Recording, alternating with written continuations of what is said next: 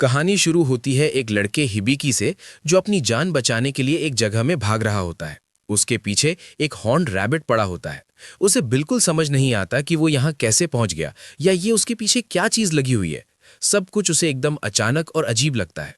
वो खुद से सोचता है कि ये कैसा क्रीचर है।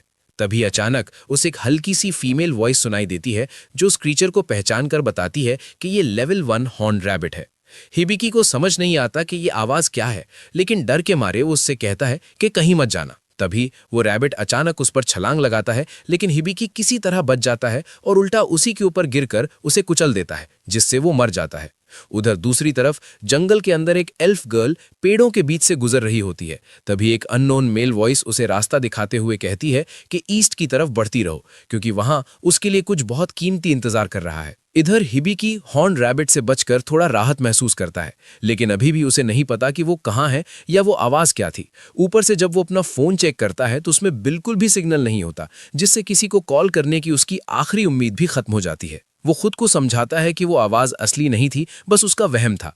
उसे हल्की भूख लगती है और वो सोचता है कि हॉर्न रैबिट को खा ले, लेकिन फिर खुद ही मना कर देता है क्योंकि उसे नहीं पता कि वो खाने के लिए सेफ है या नहीं। तभी वो आवाज फिर से बोलती है और बताती है कि हॉर्न रैबिट एक्चुअली एक बढ़िया डेलिकेसी है जो स्ट्यू में बहुत टेस्टी लगता है।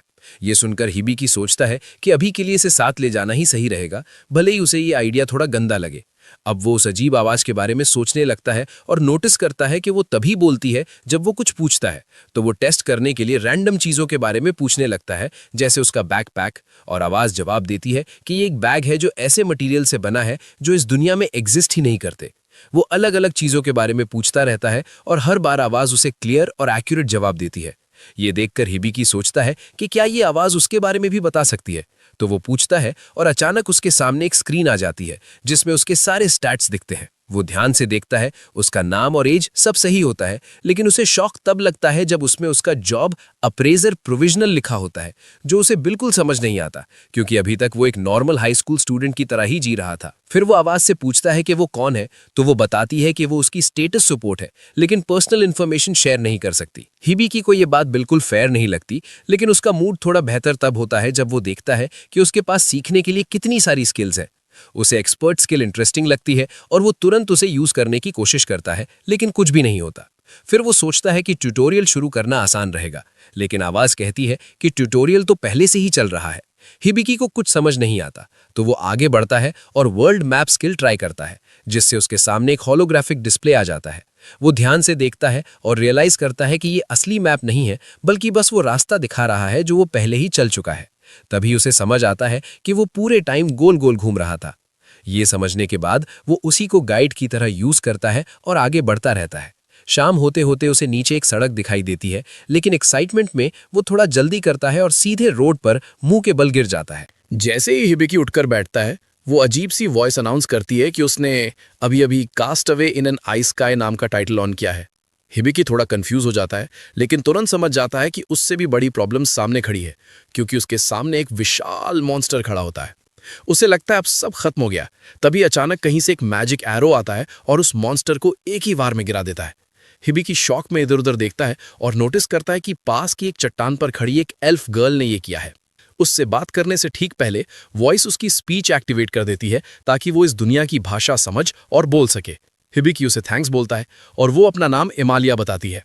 हिबिकी उसके कान देखकर सोचता है कि ये तो बिल्कुल एल्फ जैसी लग रही है, तो वो कैजुअली बोल देता है कि उसे उसका कॉस्प्ले बहुत पसंद आया, लेकिन इमालिया को कुछ समझ ही नहीं आता कि वो क्या बोल रहा है। फिर वो पूछती है कि वो मेज ईटर्स ग्रासलैंड में क्या कर रहा था, और हिबिकी बस इतना कहता है कि वो अचानक ही वहां आ गया, जिसे सुनकर एमिलिया हैरान रह जाती है। तभी वॉइस एमिलिया का फुल अप्रेजल करती है और हिबिकी ये जानकर दंग रह जाता है कि वो सच में एक रियल एल्फ है। और जब वो उसके स्टैट्स देखता है तो उसे और भी शॉक लगता है कि उसकी उम्र एक्चुअली 56 साल है। एमिलिया उसे समझाती है कि मेज ईटर ग्रासलैंड असल में एक मॉन्स्टर है जो खुले मैदान का रूप ले लेता है। ये सीधे अटैक नहीं करता, बल्कि लोगों को भटकने देता है, और जब वो थक जाते हैं तब उन्हें खा जाता है। ये सुनकर हिबिकी को समझ आता है कि वो कितना करीब था मरने के। एमिलिया फिर उसे हक कर लेती है और कहती है कि उसने एक छोटे बच्चे के हिसाब से काफी अच्छा हैंडल किया, क्योंकि वो सोच रही थी कि हिबिकी करीब 10 साल का है। लेकिन जब हिबिकी बताता है कि वो 16 का है, तो वो तुरंत उसे छोड़ देती है और कहती है कि उसे अंदाजा नहीं था कि उसकी उम्र का कोई इतना छोटा दिख सकता है। थोड़ी देर बाद रात हो जाती है और दोनों कैंप लगाते हैं, जहां हिबिकी को पता चलता है कि इस दुनिया में 15 साल की उम्र में ही इंसान अडल्ट माना जाता है। डिनर में वो हॉर्न रैबिट खा लेते हैं और फिर हिबिकी इमीलिया से पूछता है कि वो लोग आखिर हैं कहाँ। ये सुनकर इमीलिया इतनी शॉक हो जाती है कि अपनी चाय सीधा उसके चेहरे पर उगल देती है। फिर वो माफी मांगते हुए उसका चेहरा साफ करती है और बताती है कि वो हब्रास्टिया किंगडम में है। हिबिकी कहता है कि उसे कैसे पता होगा, वो तो जापान से आया है। लेकिन इमीलिया ने कभी जापान का नाम भी नहीं सुना होता, जिससे हिबिकी को कंफर्म हो जाता है कि वो सच में किसी दूसरी दुनिया में आ गया है। इमीलिया सोचती है कि वो अपने घर से इतना दूर आकर अकेला महसूस कर रहा होगा, तो वो उसे बोलती है कि वो उसे कल सिटी ले जाएगी और हिबिकी ये सुनकर थैंकफुल हो जाता है। जब हिबिकी सो जाता है, इमीलिया उसे देखती रहती है और सोचती है कि शायद वही वो प्रेशियस चीज़ है जिसके बारे में स्पिरिट ने उसे बताया था, और थोड़ी देर बाद वो भी सो जाती है। हिबिकी अपने पास्ट लाइफ का सपना देखने लगता है, जहां वो अपने 3 सबसे करीबी दोस्तों अमीन, क्योयुको और टेकी के साथ एक डाइनर में बैठा होता है, जहां अमीन काम करता है। ये तीनों उसके लिए बहुत मायने रखते थे, भले वो हमेशा उसकी हाइट का मजाक उड़ाते रहते थे। फिर उसका सपना बदलता है और उसे याद आता है कि वो इस दुनिया में कैसे आया। समर ब्रेक से पहले स्कूल का आखिरी दिन था।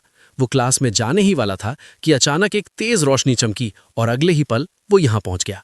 सपना टूटता है, वो उठता है और अपना फोन चेक करता है, ये सोचते हुए कि उसके दोस्त अभी कितने परेशान हो रहे होंगे। फिर हिबिकी आसमान की तरफ देखता है और उसे ऊपर कुछ हरे रंग की ग्लोइंग शेप्स तैरती हुई दिखाई देती हैं।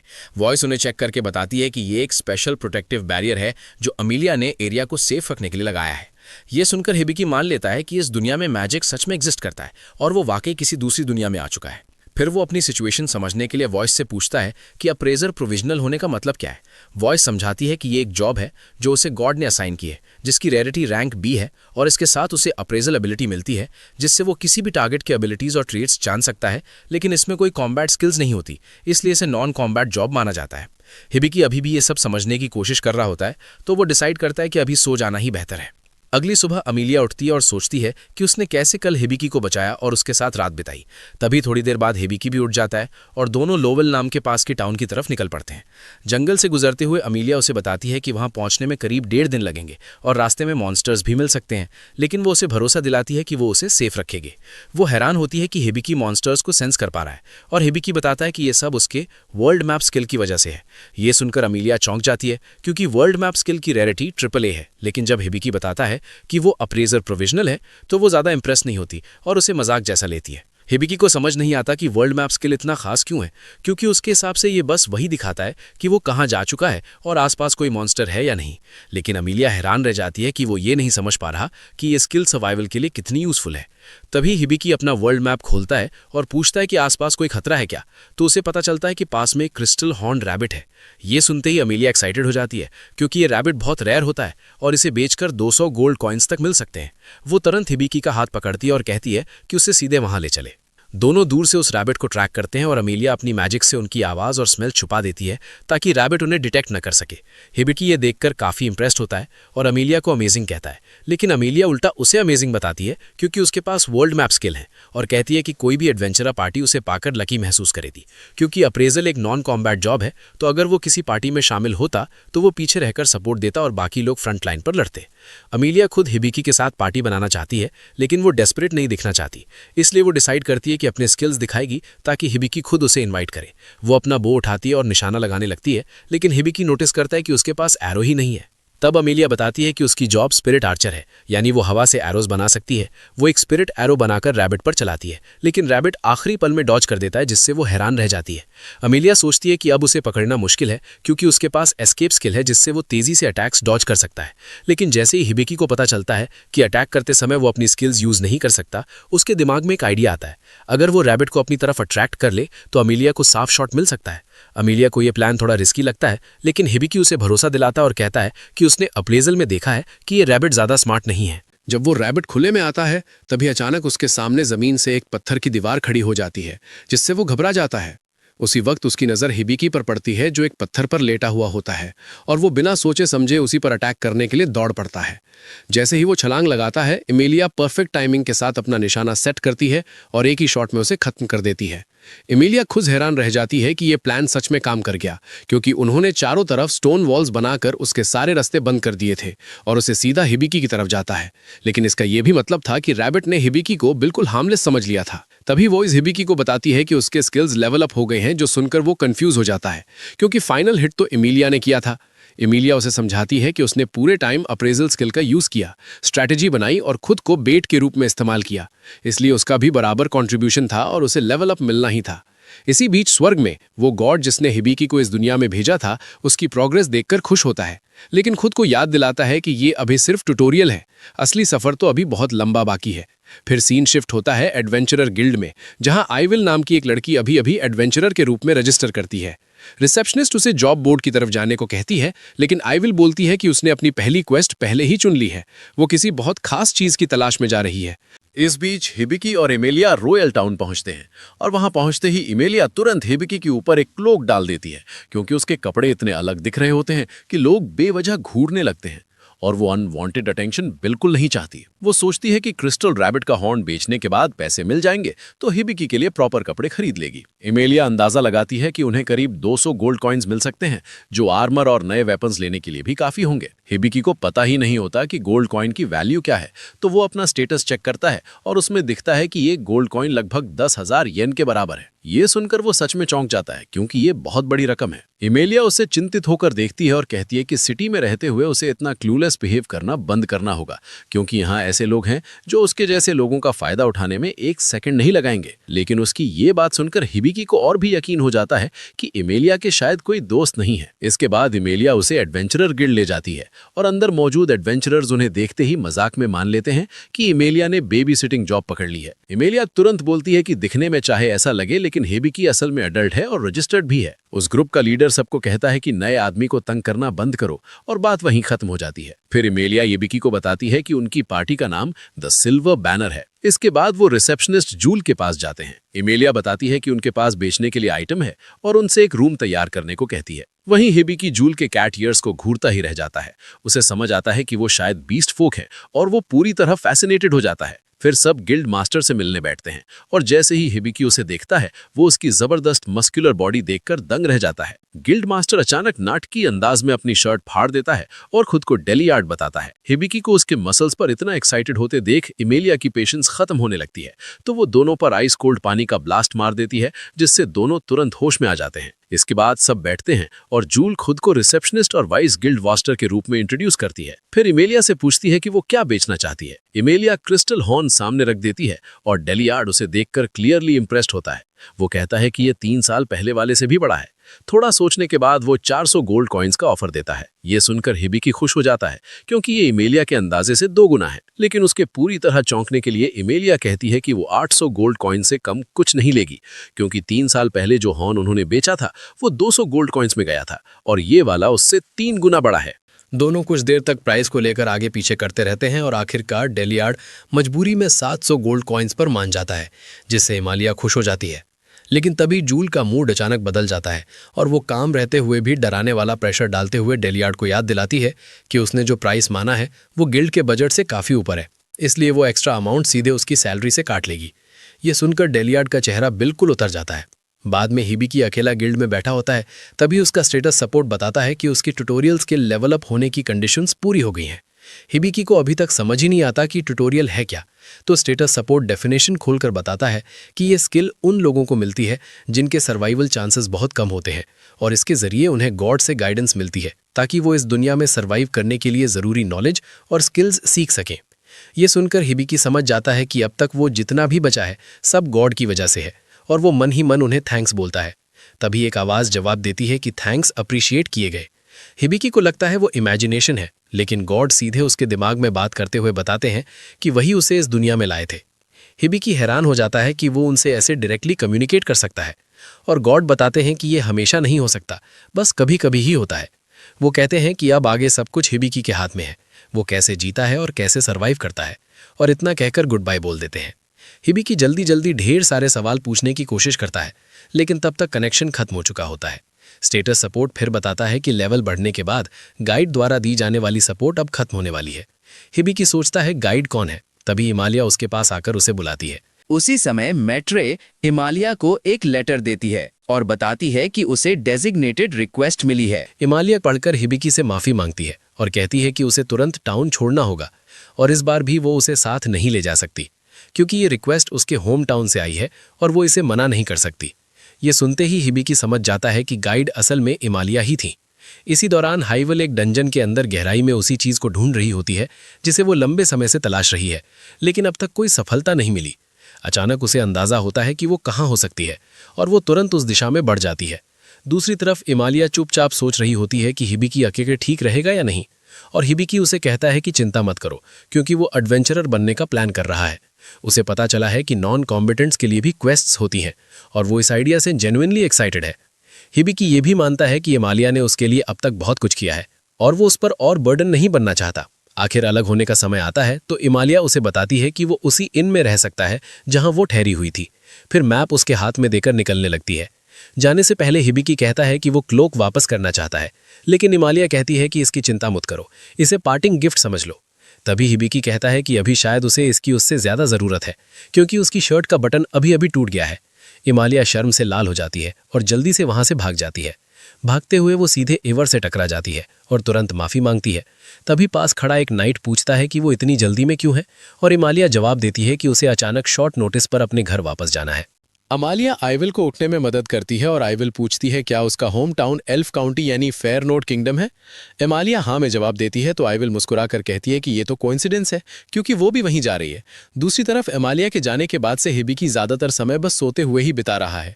वो अपना फोन उठाता है और देखता है कि बैटरी पूरी तरह डेड हो चुकी है और अभी तक उसे अपने पुराने वर्ल्ड में वापस जाने का कोई तरीका नहीं मिला। ऊपर से गॉड भी पिछली बातचीत के बाद से उससे बिल्कुल बात नहीं कर रहे, जिससे वो सच में सोचने लगता है कि उसे इस दुनिया में लाया ही क्यों गया था। तभी अचानक इन चलाने वाली तानिया उसके कमरे में आती है और कहती है कि वो उसके लिए वरीड थी क्योंकि वो आज ब्रेकफास्ट और लंच दोनों के लिए नीचे नहीं आया। हिबिकी कहता है कि वो ठीक है। ये सुनकर वो राहत की सांस लेती है और बताती है कि डिनर जल्दी तैयार होने वाला है। हिबिकी कहता है वो अभी आता है। उसके जाने के बाद हिबिकी पर प्रेशर बढ़ने लगता है क्योंकि उसके पास जो भी पैसे बचे हैं वो हॉर्न बेचने से मिले थे, यानी जल्द ही उसे कोई जॉब ढूंढनी पड़ेगी। लेकिन अपने स्टैट्स देखकर वो सोचने लगता है कि वो आखिर किस काम का है।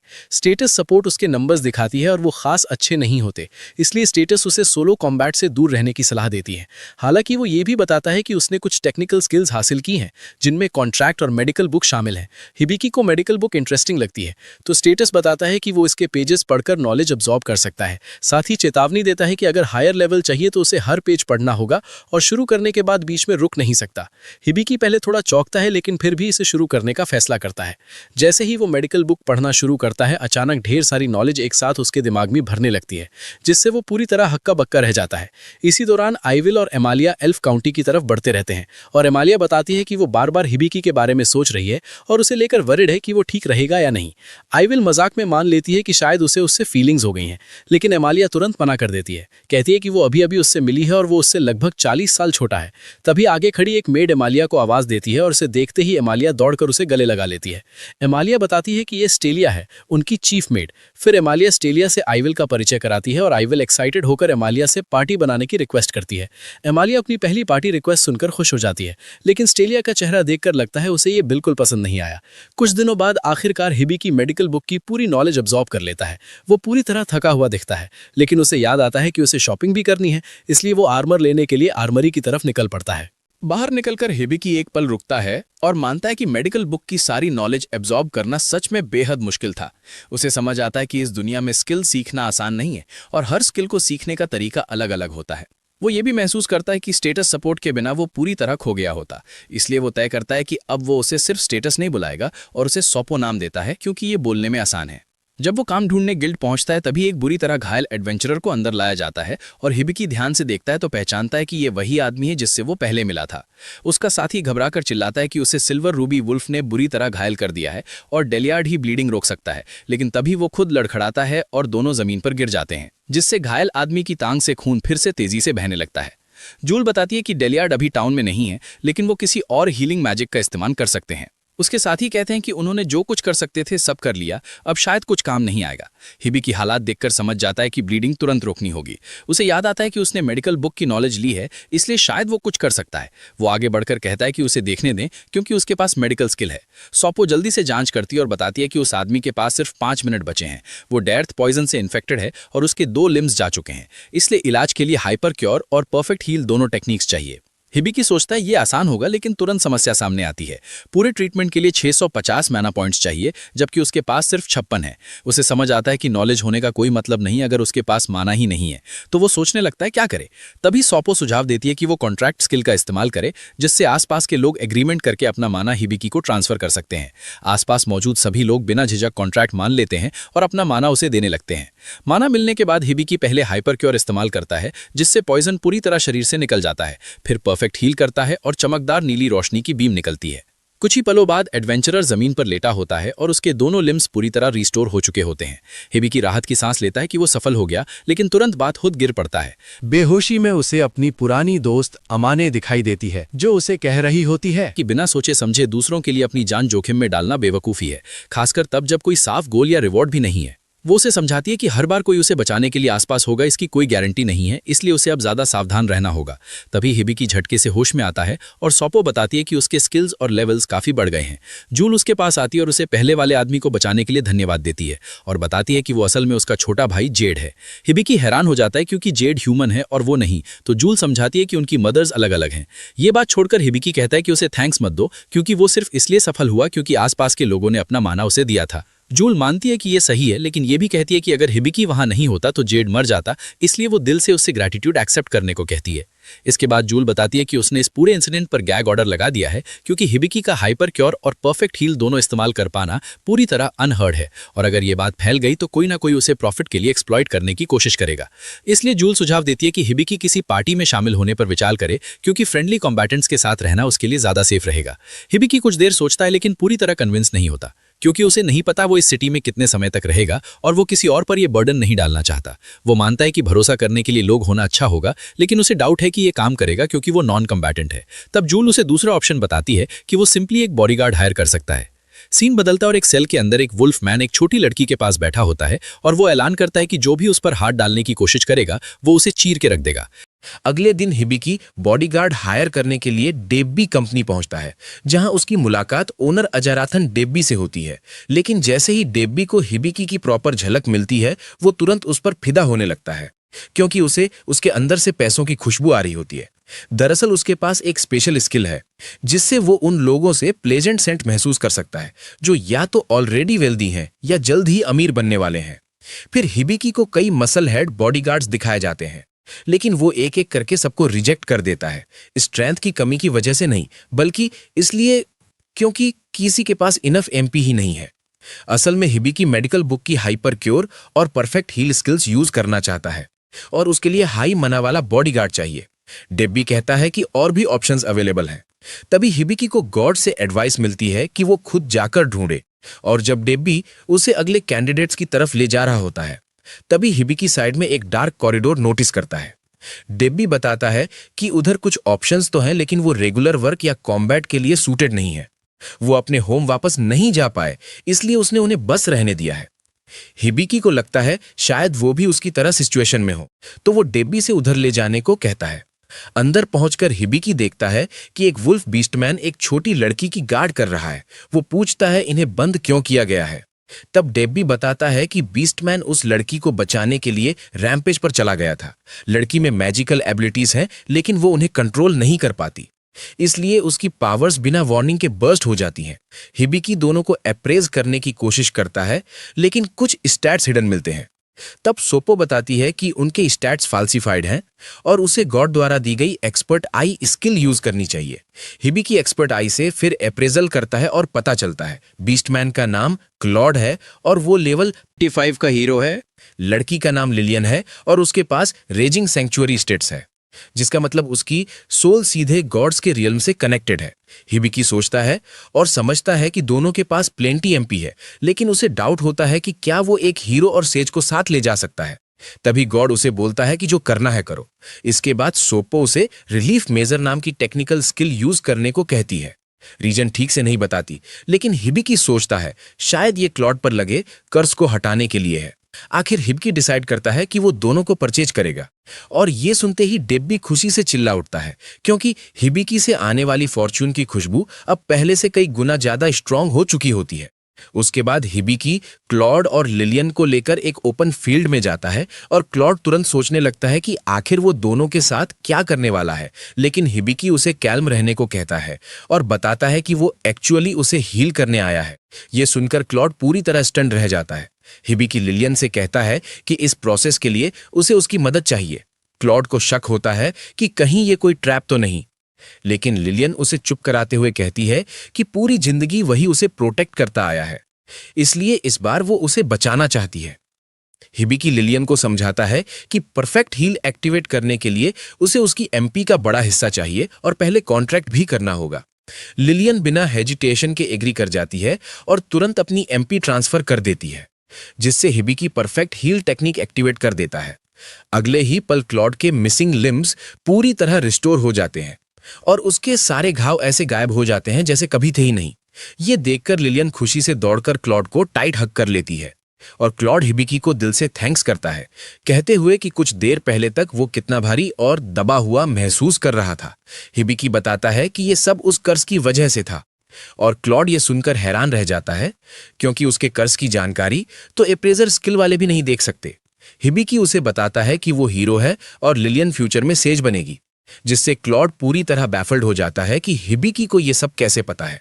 तब हिबिकी बताता है कि गॉड ने उसे एक्सपर्ट आई स्किल दी है। ये सुनकर क्लॉड शॉक में कांप उठता है, क्योंकि वो जानता है ये स्किल कितनी पावरफुल है। फिर हिबिकी क्लॉड पर लगे कर्ज को हटाने के लिए रिलीफ मेजर एक्टिवेट करता है, लेकिन अचानक क्लॉड हेवी चेंस में जकड़ जाता है और ऊपर से एक जायंट सिजर्स नीचे गिरती है। पहले तो लगता है जैसे क्लॉड को स्टैब कर दिया गया हो, जिससे हिबिकी और लिलियन दोनों डर जाते हैं, लेकिन असल में सिजर्स उन चेंस में से एक को काट देती है जो उसे दबाए हुए थी। क्लॉड खुद को चेक करता है और समझता है कि उसकी पूरी स्ट्रेंथ अभी वापस नहीं आई, लेकिन उसका अच्छा हिस्सा लौटना शुरू हो गया है।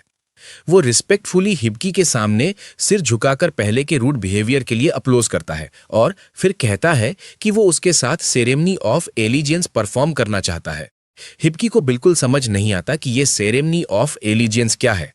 तब क्लॉड उसे समझाता है कि ये एक सेक्रेड रिचुअल है, जिसमें वो अपनी सोल पूरी तरह हिबिकी को डेडिकेट करता है और कसम खाता है कि चाहे कुछ भी हो वो हमेशा उसके साथ रहेगा। तभी सोप्पो बोलती है कि हिबिकी को सेरेमनी के लिए कॉन्ट्रैक्ट स्किल यूज करनी चाहिए, क्योंकि कॉन्ट्रैक्ट्स दोनों पार्टीज को अपने प्रोमिसेज निभाने के लिए बाइंड कर देते हैं। यानी अगर हिबिकी और क्लॉड कॉन्ट्रैक्ट करते हैं तो दोनों को अपनी बात पूरी करनी होगी। हिबिकी थोड़ा सोचता है और मान जाता है। फिर कॉन्ट्रैक्ट प्रोसेस शुरू होता है। क्लॉड अपनी फुल एलिजियंस प्लेज करता है, हिबिकी उसे एक्सेप्ट करता है और कॉन्ट्रैक्ट कंप्लीट हो जाता है। उसी समय दोनों की रिस्ट पर एक मार्क उभर आता है जो crest of the light spirits निकलता है, जो उनकी लॉयल्टी और कमिटमेंट का सिंबल बन जाता है। लिलियन ये सब देखकर बहुत खुश हो जाती है। दूसरी तरफ एमेलिया, आइवर और स्टेलिया अपनी जर्नी जारी रखते हैं और कुछ देर बाद एमेलिया रेस्ट के लिए हॉट स्प्रिंग जाने का आइडिया देती है। स्टेलिया पहले तो एक्साइटेड हो जाती है, लेकिन तुरंत रियलाइज करती है कि वहां आइवर के साथ बात करना पड़ेगा और वो नहीं चाहती कि आइवर एमेलिया के और क्लोज हो। इसलिए वो एमेलिया को रोकने की कोशिश करती है, लेकिन एमेलिया मानती नहीं और हॉट स्प्रिंग जाने का फैसला करती है, जिससे स्टेलिया हार मान लेती है। इधर हिबिकी क्लॉड और लिलियन को बताता है कि परफेक्ट हील यूज करने के लिए उसे दूसरों की एमपी ड्रॉ करनी पड़ती है। दोनों सिचुएशन समझ जाते हैं और फिर तीनों मिलकर शेयरिंग कॉन्ट्रैक्ट एक्सिक्यूट करते हैं, जिससे हिबिकी की technical contract skill level up हो जाती है। क्लॉड नोटिस करता है कि हिबिकी धीरे धीरे कुछ बड़बड़ा रहा है। पूछने पर हिबिकी बताता है कि ये एक वॉइस है जो उसे गाइड करती है। ये सुनते ही क्लॉड शॉक हो जाता है, क्योंकि ये ट्यूटोरियल स्किल है जो सीधे गॉड देता है। क्लॉड समझ जाता है कि हिबिकी किसी दूसरे वर्ल्ड से आया है और हिबिकी हैरान होता है कि क्लॉड को अदर वर्ल्ड्स के बारे में पहले से पता है। हिबिकी पूछता है कि क्या उसे इससे प्रॉब्लम है, लेकिन क्लॉड कहता है कि इससे उसकी लॉयल्टी बिल्कुल नहीं बदलेगी। फिर वो आगे बढ़ते हैं और क्लॉड बताता है कि हिबिकी जिस गॉड से जुड़ा है वो शायद चीफ गॉड है। इस दुनिया में करीब 11 गॉड्स हैं और चीफ गॉड सबसे पहला माना जाता है। ट्यूटोरियल और एक्सपर्ट आई जैसे डिवाइन ब्लेसिंग्स वही देता है और क्लॉड मानता है कि चीफ गॉड ने खास तौर पर हिबिकी में इंटरेस्ट लिया है। लेकिन हिबिकी को यकीन ही नहीं होता कि अगर चीफ गॉड किस पर ध्यान देता तो वो क्लॉड और लिलियन होते, वो नहीं। फिर भी वो सोचता है कि चीफ गॉड ने लिलियन को रेजिंग सैंक्चुअरी जैसा हार्श स्किल क्यों दिया, क्योंकि ये तो किसी पर भारी बोझ डालने जैसा लगता है। क्लॉड और लिलियन दोनों ने पहले कभी इसके बारे में नहीं सुना होता, तो हिबिकी समझाता है कि ये ऐसा स्किल है जो उसके अंदर ओवरवेलमिंग पावर भर देता है और वो उसे सह नहीं पाती। ये सुनते ही लिलियन शॉक में चली जाती है और हिबिकी को तुरंत रिग्रेट होता है कि उसने ये बात बताई है क्यों। तभी क्लॉड बोलता है कि उसे नहीं लगता ये चीफ गॉड ने दिया होगा, बल्कि शायद गॉड ऑफ मैजिक ने दिया होगा, क्योंकि मैजिक से जुड़ी चीजें उसी के कंट्रोल में आती हैं। अचानक चीफ गॉड थोड़ा नर्वस हो जाता है और गॉड ऑफ मैजिक खुद सामने आकर सीधे हिबिकी से बात करती है। वो बताती है कि लिलियन सच में रेजिंग सैंक्चुअरी की वजह से सफर कर रही है, लेकिन स्किल मिल जाए तो उसे रिमूव नहीं किया जा सकता। वो ये भी बताती है कि हिबिकी के पास उसका ग्रिमोयर स्किल है, जिसकी मदद से वो लिलियन की एमपी और ओवरऑल मैजिक पावर एडजस्ट कर सकता है ताकि उसे कंट्रोल किया जा सके। और साथ ही वो साफ कर देती है कि वो हर बार उसकी मदद के लिए नहीं आएगी। हिबिकी समझ जाता है कि ग्रिमोयर एक्टिवेट करते ही एडमिनिस्ट्रेशन सिस्टम खुद काम संभाल लेगा, तो अब सब ठीक रहेगा। वो ये गुड न्यूज क्लॉड और लिलियन को बताता है और दोनों राहत की सांस लेते हैं। लेकिन तभी सोप्पो बताती है कि हिबिकी की एक्सपर्ट आई और tutorial skill temporarily out of service हैं, इसलिए अब वो सिर्फ पहले से कलेक्टेड इन्फो से ही मदद कर सकती है। दूसरी तरफ गॉड ऑफ मैजिक हिबिकी को ध्यान से देखती रहती है और उसे लगता है कि उसने उससे कहीं पहले देखा है। इसके बाद हिबिकी ग्रिमोयर स्किल यूज करता है और अचानक एक एडोरेबल छोटी कैट समन होती है जो बताती है कि वो लिलियन को मैजिक कंट्रोल करना सिखाने आई है और अपना नाम वीन बताती है। लेकिन लिलियन उसकी क्यूटनेस देखकर तुरंत उसे प्यार से पेट करने लगती है।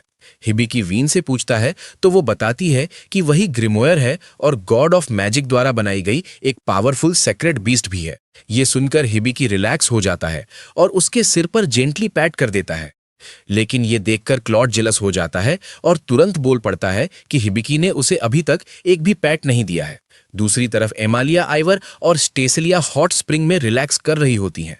तभी स्टेलिया अचानक एमालिया के चेस्ट के साइज को देखकर पूरी तरह कॉट ऑफ गार्ड हो जाती है, लेकिन तुरंत खुद को संभाल लेती है।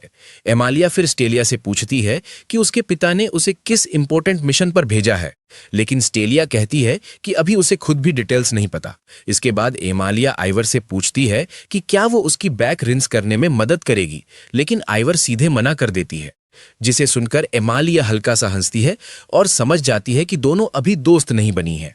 स्टेलिया फिर बोलती है कि एमालिया आइवर के साथ बहुत जल्दी क्लोज होने की कोशिश कर रही है, क्योंकि सिर्फ एक दूसरे की बैक वॉश करना किसी को दोस्त नहीं बना देता।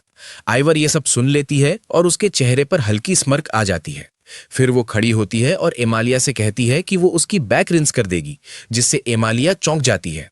लेकिन आइवर कैजुअली बोलती है कि फ्रेंड्स ऐसा ही करते हैं। अगले दिन हिबिकी क्लॉड को लेकर वेपन्स खरीदने निकलता है और वहां जाकर क्लॉड एक स्पीयर चुन लेता है। ये देखकर हिबिकी थोड़ा हैरान हो जाता है, क्योंकि उसके दिमाग में हमेशा यही था कि हीरोज तो यूजुअली स्वॉर्ड ही यूज करते हैं। लेकिन क्लॉड आराम से समझाता है कि उसके बॉडी टाइप और फाइटिंग स्टाइल के हिसाब से स्पीयर उसके लिए ज्यादा इजी है। वो अपने आर्मर के बारे में भी बताता है कि वो डायरेक्ट हिट लेने के बजाय अटैक्स को अवॉइड करने पर फोकस करता है, इसलिए बस बॉडी के इंपॉर्टेंट पार्ट सेफ हों वही काफी है। वो ये भी बोलता है कि ज्यादा हेवी आर्मर पहनने से उसे बहुत गर्मी लगती है और उसकी स्पीड कम हो जाती है, जो उसे बिल्कुल पसंद नहीं। उधर लिलियन भी अपने लिए कुछ नए कपड़े चुन लेती है। जब मर्चेंट उन्हें टोटल प्राइस 25 गोल्ड कॉइन्स बताता है तो हिबिकी और लिलियन दोनों शॉक हो जाते हैं, क्योंकि उनके लिए ये बहुत बड़ा अमाउंट है। लेकिन क्लॉड के लिए ये बस छोटी सी बात होती है। वो बिना सोचे पैसे दे देता है। ये देखकर लिलियन को थोड़ा गिल्ट फील होने लगता है कि उसने इतने महंगे कपड़े क्यों लिए। हिबिकी ये नोटिस कर लेता है और उसे समझाता है कि टेंशन लेने की जरूरत नहीं है, क्योंकि उसकी सेफ्टी पैसे से कहीं ज्यादा इंपॉर्टेंट है। इसके बाद हिबिकी लिलियन से कहता है कि वो अपने लिए एक स्टाफ भी चुन ले। उसे पता है कि उसके पास पैसे कम हो रहे हैं, फिर भी वो उसे एनकरेज करता है, क्योंकि उसे रियलाइज होता है कि लिलियन की स्माइल देखना ही उसके लिए से सब कुछ वर्थ बना देता है। तभी वीन को लगता है कि उसे इग्नोर किया जा रहा है, तो वो हिबिकी से अपने लिए भी कुछ लेने को बोलती है। हिबिकी मान जाता है और उसके लिए एक क्यूट सा कॉलर खरीद देता है, भले ही इससे वो और ज्यादा। सब लोग एक खुले मैदान में जाते हैं। वहां वीन कहती है कि वो उन्हें मैजिक की बेसिक ट्रेनिंग देगी। उसका मानना है कि क्लॉड तो ऑलरेडी हीरो है, इसलिए उसे कोई प्रॉब्लम नहीं होगी। लेकिन हिबिकी और लिलियन में वो बेसिक क्वालिटीज नहीं है जो हीरोज में होती हैं, इसलिए वो हिबिकी से कहती है कि वो अपने ग्रिमोयर पर डिपेंड करे। हिबिकी को समझ नहीं आता कि ग्रिमोयर क्या होता है, तो वो पूछता है। तभी सापो समझाता है कि ग्रिमोयर एक स्पेशल टेक्निकल स्किल होती है जिसकी रैरिटी रैंक ए होती है। और ये यूजर को उस दुनिया के मैजिक सिस्टम से जुड़ी अलग अलग नॉलेज और एबिलिटीज देती है। ये सुनकर हिबिकी इंस्टेंटली एक्साइटेड हो जाता है और सोचने लगता है कि शायद अब वो फाइनली मैजिक यूज कर पाएगा। लेकिन वीन तुरंत उसका एक्साइटमेंट ठंडा कर देती है और कहती है कि वो बस सिंपल हाउस होल्ड मैजिक ही यूज कर पाएगा। फिर भी ट्रेनिंग शुरू होती है और वीन सजेस्ट करती है कि पहले लिलियन को अपनी मैजिक कंट्रोल करना सिखाया जाए। वो हिबिकी को समझाती है कि इसके लिए उसे लिलियन की मैजिक आउटपुट का रिस्पॉन्सिबल पर्सन रजिस्टर होना पड़ेगा। हिबिकी पूछता है कि ये कैसे होगा, तो वीन बिना कुछ बोले उसका हाथ काट लेती है और कहती है कि बस इतना काफी है। इसके बाद वो लिलियन के पास जाकर पूरा प्लान डिटेल में समझाती है। वो कहती है कि पहले लिलियन की मैजिक पावर को 10% तक रिड्यूस किया जाएगा, फिर धीरे धीरे उसे बढ़ाया जाएगा ताकि वो बैलेंस खोए बिना अपनी पावर कंट्रोल करना सीख सके।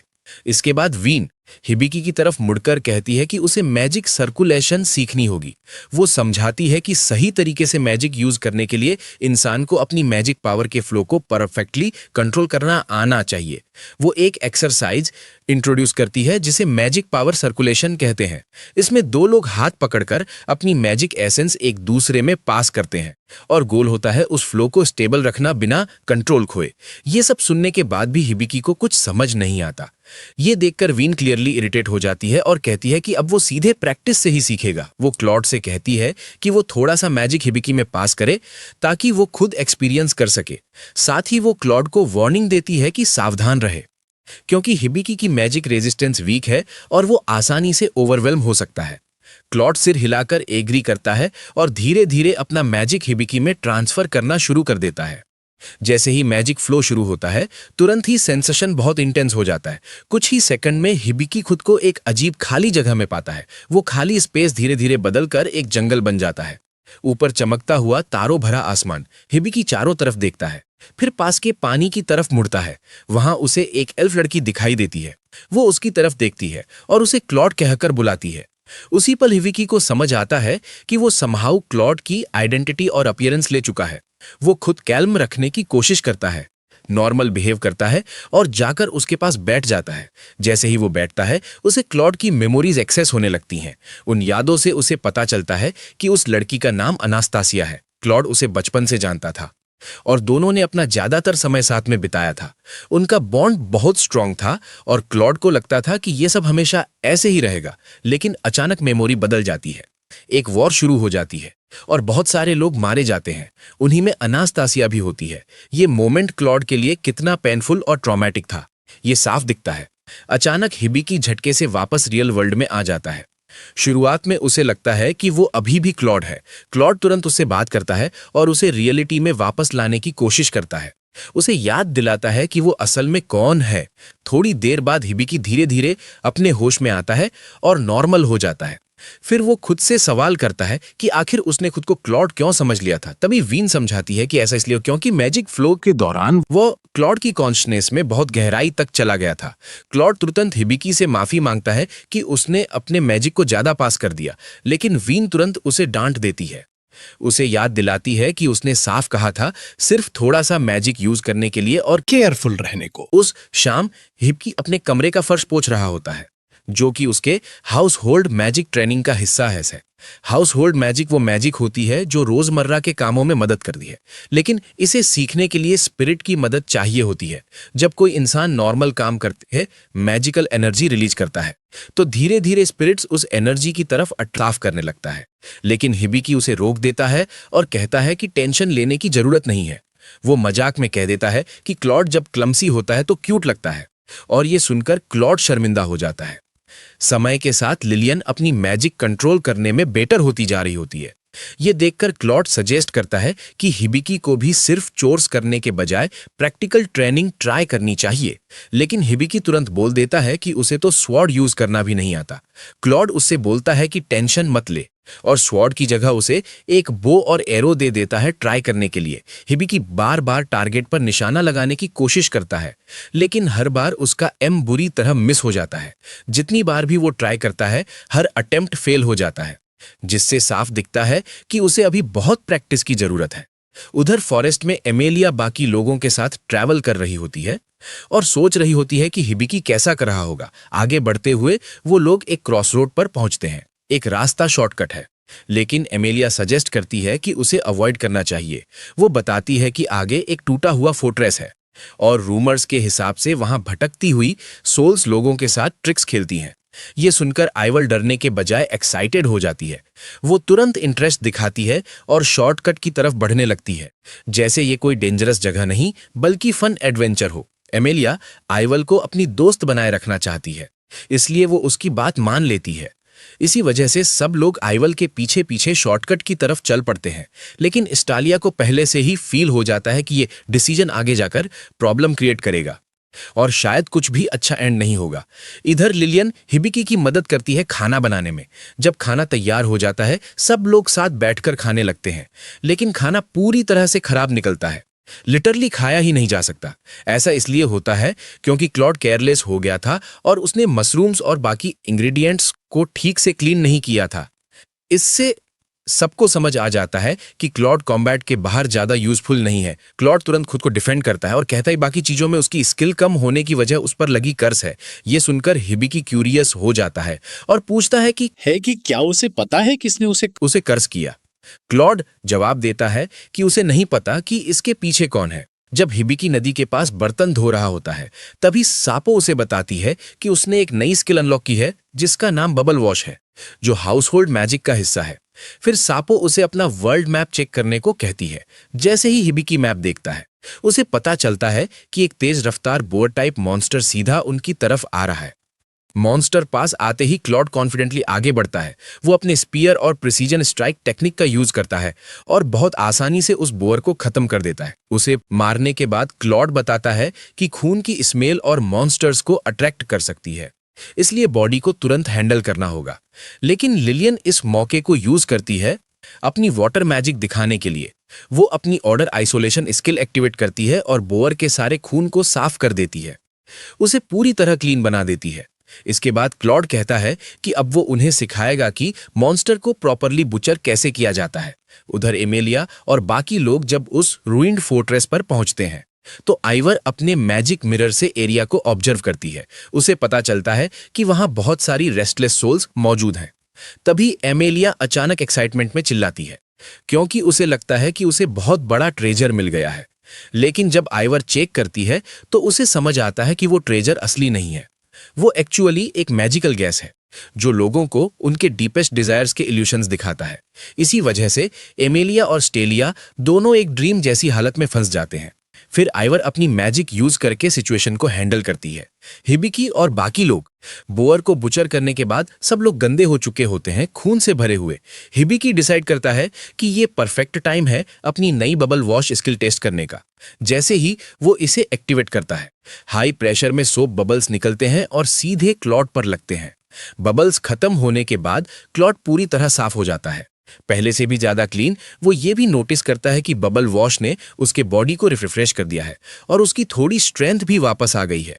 अगले दिन हिबिकी और उसकी टीम बैठकर अपनी सिचुएशन पर बात करते हैं और जल्दी ही उन्हें समझ आ जाता है कि उनके पास पैसे लगभग खत्म हो चुके हैं। तो हिबिकी कहता है कि अब टाइम आ गया है कि वो लोग गिल्ड से जॉब्स लेना शुरू करें ताकि थोड़ी इनकम आ सके। सब लोग तुरंत इस बात से एग्री कर जाते हैं और जितनी जल्दी हो सके शुरू करने के लिए रेडी हो जाते हैं। लेकिन तभी क्लॉड उन्हें थोड़ा संभल कर चलने की सलाह देता है। वो कहता है कि हाल की मैजिक ट्रेनिंग से हिबिकी और लिलियन जरूर स्ट्रांग हुए हैं, लेकिन फिर भी उन्हें केयरलेस नहीं होना चाहिए। इसलिए अगर जॉब शुरू करनी है तो शुरुआत लो रिस्क कामों से करनी चाहिए, यानी एफ रैंक क्वेस्ट से। इसके बाद वो सब एडवेंचरस गिल्ड जाते हैं और जूल के साथ अपनी पार्टी रजिस्टर करवा लेते हैं और फिर बिना टाइम वेस्ट किए तुरंत अवेलेबल क्वेस्ट्स देखने लगते हैं। हिबिकी थोड़ा हैरान हो जाता है जब वो देखता है कि क्लॉड एक साथ कई क्वेस्ट सेलेक्ट कर रहा है, लेकिन क्लॉड समझाता है कि लो रैंक जॉब्स में पैसे बहुत कम मिलते हैं, इसलिए एक साथ मल्टीपल क्वेस्ट्स कंप्लीट करना ज्यादा स्मार्ट रहता है। तभी उन्हें कुछ एक्स्ट्रा क्वेस्ट्स के बारे में भी बताया जाता है, जिनमें से एक कैप्चर मिशन होता है। लेकिन क्लॉड तुरंत बोल देता है कि उसका रैंक अभी उनके लेवल से काफी ऊपर है, इसलिए उसे अटेम्प्ट करना सही नहीं होगा। मीट्रे बताती है कि इस मिशन के बारे में उनके पास बस एक क्लू है, एक टेल, और इसी वजह से उसकी डिफिकल्टी बढ़ा दी गई है। ये सुनकर हिबिकी क्यूरियस हो जाता है और पूछता है कि ऐसा कौन सा इंसान होगा जिसके लिए इतना हाई प्रायोरिटी कैप्चर रिक्वेस्ट निकला है। मीट्रे समझाती है कि टारगेट एक बैंडिट है जो अक्सर अमीर लोगों को लूटता है। हिबिकी को ये इतना सीरियस नहीं लगता और वो सोचता है कि वैसे भी ये मिशन उनके हिस्से में नहीं आएगा। कुछ ही देर बाद हिबिकी अपना पहला क्वेस्ट शुरू करता है, जिसमें उसे एक रैबिट पकड़ना होता है। करीब 20 मीटर दूर उसे एक रैबिट दिखता है और वो कॉन्फिडेंटली अपना बो और एरो निकालता है। सोचता है कि ये तो इजी होगा, लेकिन उसकी एम इतनी खराब निकलती है कि उसे कई बार कोशिश करनी पड़ती है। तब जाकर वो फाइनली रैबिट को मार पाता है। क्लॉड उसे समझाता है कि आइडियली टारगेट को एक ही शॉट में गिरा देना चाहिए, लेकिन क्योंकि हिबिकी ने आखिर में काम पूरा कर लिया, इसलिए वो इसे एक्सेप्टेबल मान लेता है। तभी लिलियन और वीन भी फॉरेस्ट से अपना हर्ब गैदरिंग टास्क खत्म करके वापस आ जाते हैं। हिबिकी उनकी बास्केट में एक अजीब सा फ्रूट देखता है और उसके बारे में पूछता है, तो लिलियन बताती है कि उसे मेचा काचा का फ्रूट कहते हैं, जो उन्हें रास्ते में मिला था। वो आगे बताती है कि ये फ्रूट्स आमतौर पर मार्कर्स की तरह यूज होते हैं, ताकि अगर कोई पहाड़ों में रास्ता भटक जाए तो इन्हें देखकर वापस रास्ता ढूंढ सके। और एग्जाम्पल देने के लिए वो एक फ्रूट पास के पेड़ पर फेंकती है। इसके बाद सब लोग थोड़ा रेस्ट करने का फैसला करते हैं, लेकिन इस ब्रेक के दौरान हिबिकी का माइंड भटकने लगता है। उसे एहसास होता है कि वो इस दुनिया में शायद समर वेकेशन शुरू होने से ठीक पहले आया था। उसे अपने पुराने वर्ल्ड के दोस्तों की याद आने लगती है। वो सोचने लगता है कि क्या वो कभी वापस अपनी ओरिजिनल दुनिया में जा पाएगा या नहीं। वहीं दूसरी तरफ एमालिया की टीम में आइवर थोड़ा एंग्जाइज महसूस कर रही होती है, क्योंकि उसे अभी तक कोई रियल रिजल्ट नहीं मिला है। वो एक खास औरत की सोल ढूंढ रही है, लेकिन प्रोग्रेस बहुत स्लो है और अब वो खुद से सवाल करने लगती है कि वो सही डायरेक्शन में है भी या नहीं।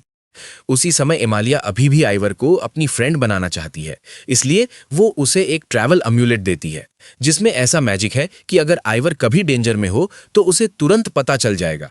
और एमालिया ये भी प्रॉमिस करती है कि अगर कुछ भी हुआ तो वो उसकी मदद करने जरूर आएगी। आइवर मुस्कुराकर वो गिफ्ट एक्सेप्ट कर लेती है, लेकिन अंदर ही अंदर उसे पता होता है कि ये फ्रेंडशिप असली नहीं है, बस एक दिखावा है।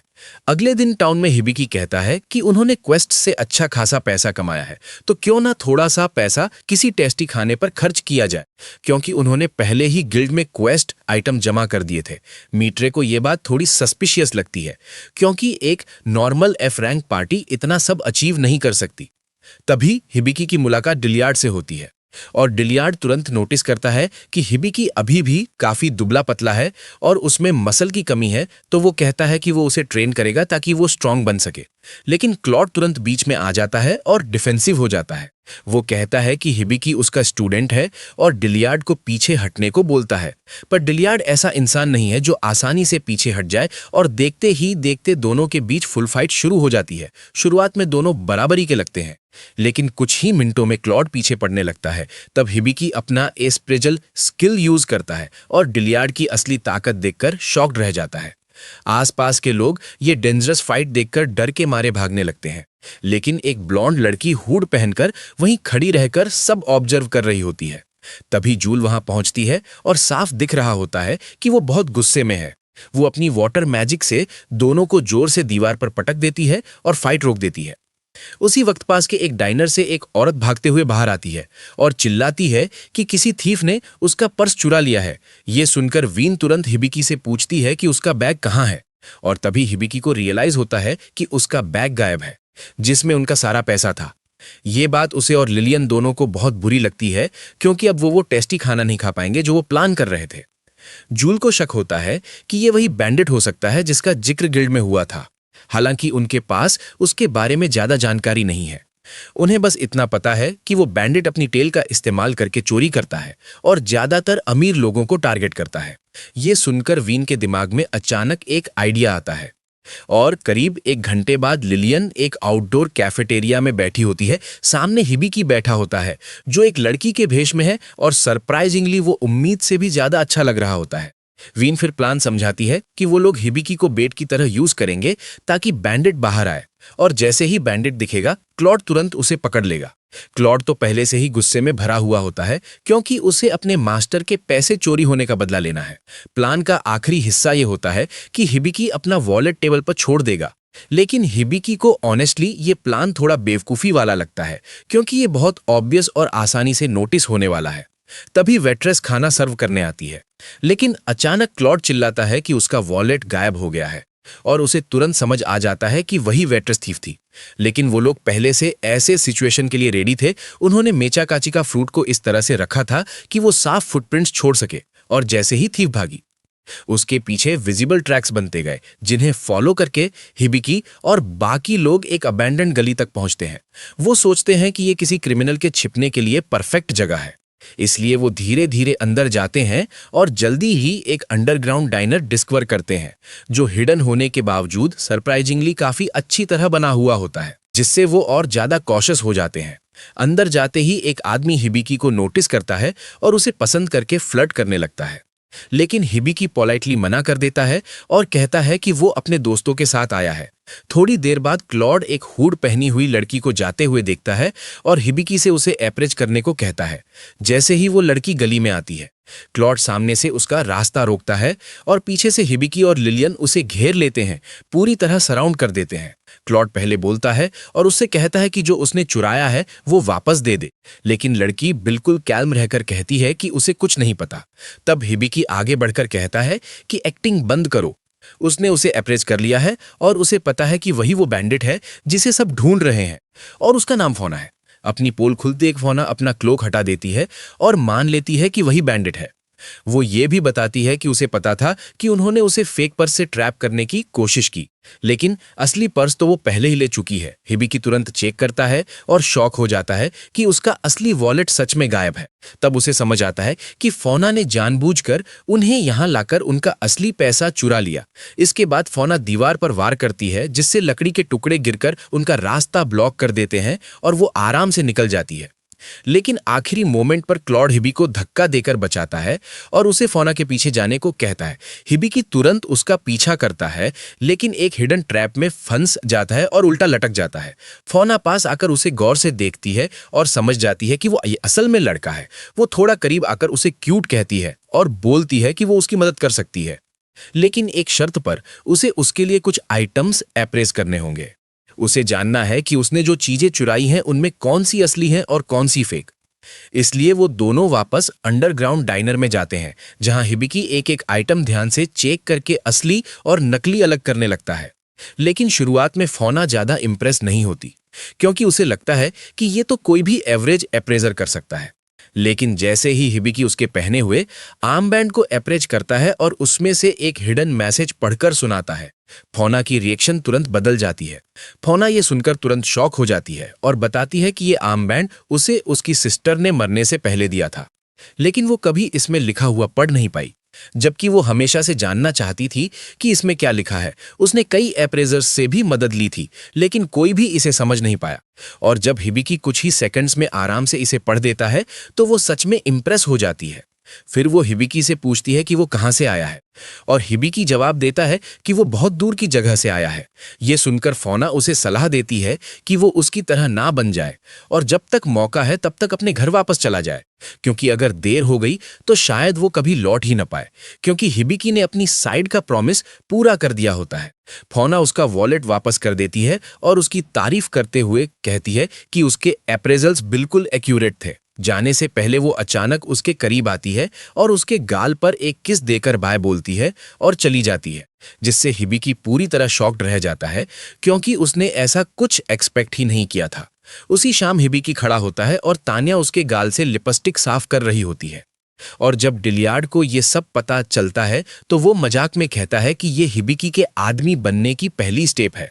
फिर बात बदलते हुए डिलियार्ड उसे बताता है कि कैपिटल के एडवेंचर्स गिल्ड से खबर आई है कि एक यंग और एनर्जेटिक पार्टी है जो बहुत ही तेज स्पीड से लेवल अप कर रही है।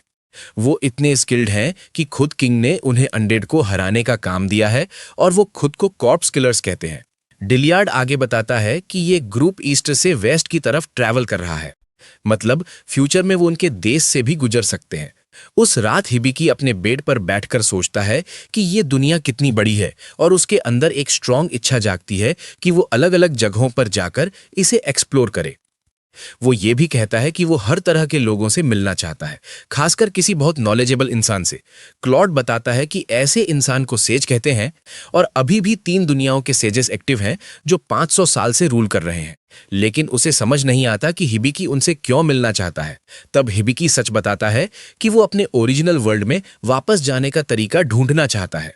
ये सुनकर क्लॉड और लिलियन दोनों शॉक हो जाते हैं, क्योंकि इसका मतलब है कि एक दिन हिबिकी उन्हें हमेशा के लिए छोड़ देगा। हिबिकी उनके चेहरे देखकर समझ जाता है और समझाने की कोशिश करता है कि उसका वो मतलब नहीं था। लेकिन जैसे ही वो खुद सोचता है, उसे एहसास होता है कि सच में अगर वो वापस गया तो उन्हें छोड़ना पड़ेगा। फिर भी क्लॉड उसे दिलासा देता है और कहता है कि वो उस दिन तक उसकी प्रोटेक्शन करता रहेगा। वहीं दूसरी तरफ एमालिया अपने ग्रुप के साथ जंगल में ट्रैवल कर रही होती है और स्पिरिट से अपनी बातचीत की कहानियां सुनाती है। वो ये भी बताती है कि एक बार ऐसा हुआ था जब किसी स्पिरिट ने पहले उससे बात की थी। ये सुनकर आइवर इंटरेस्टेड हो जाती है और पूछती है कि ये कहाँ हुआ था। एमालिया बताती है कि वो रोवेल के जंगल में हुआ था।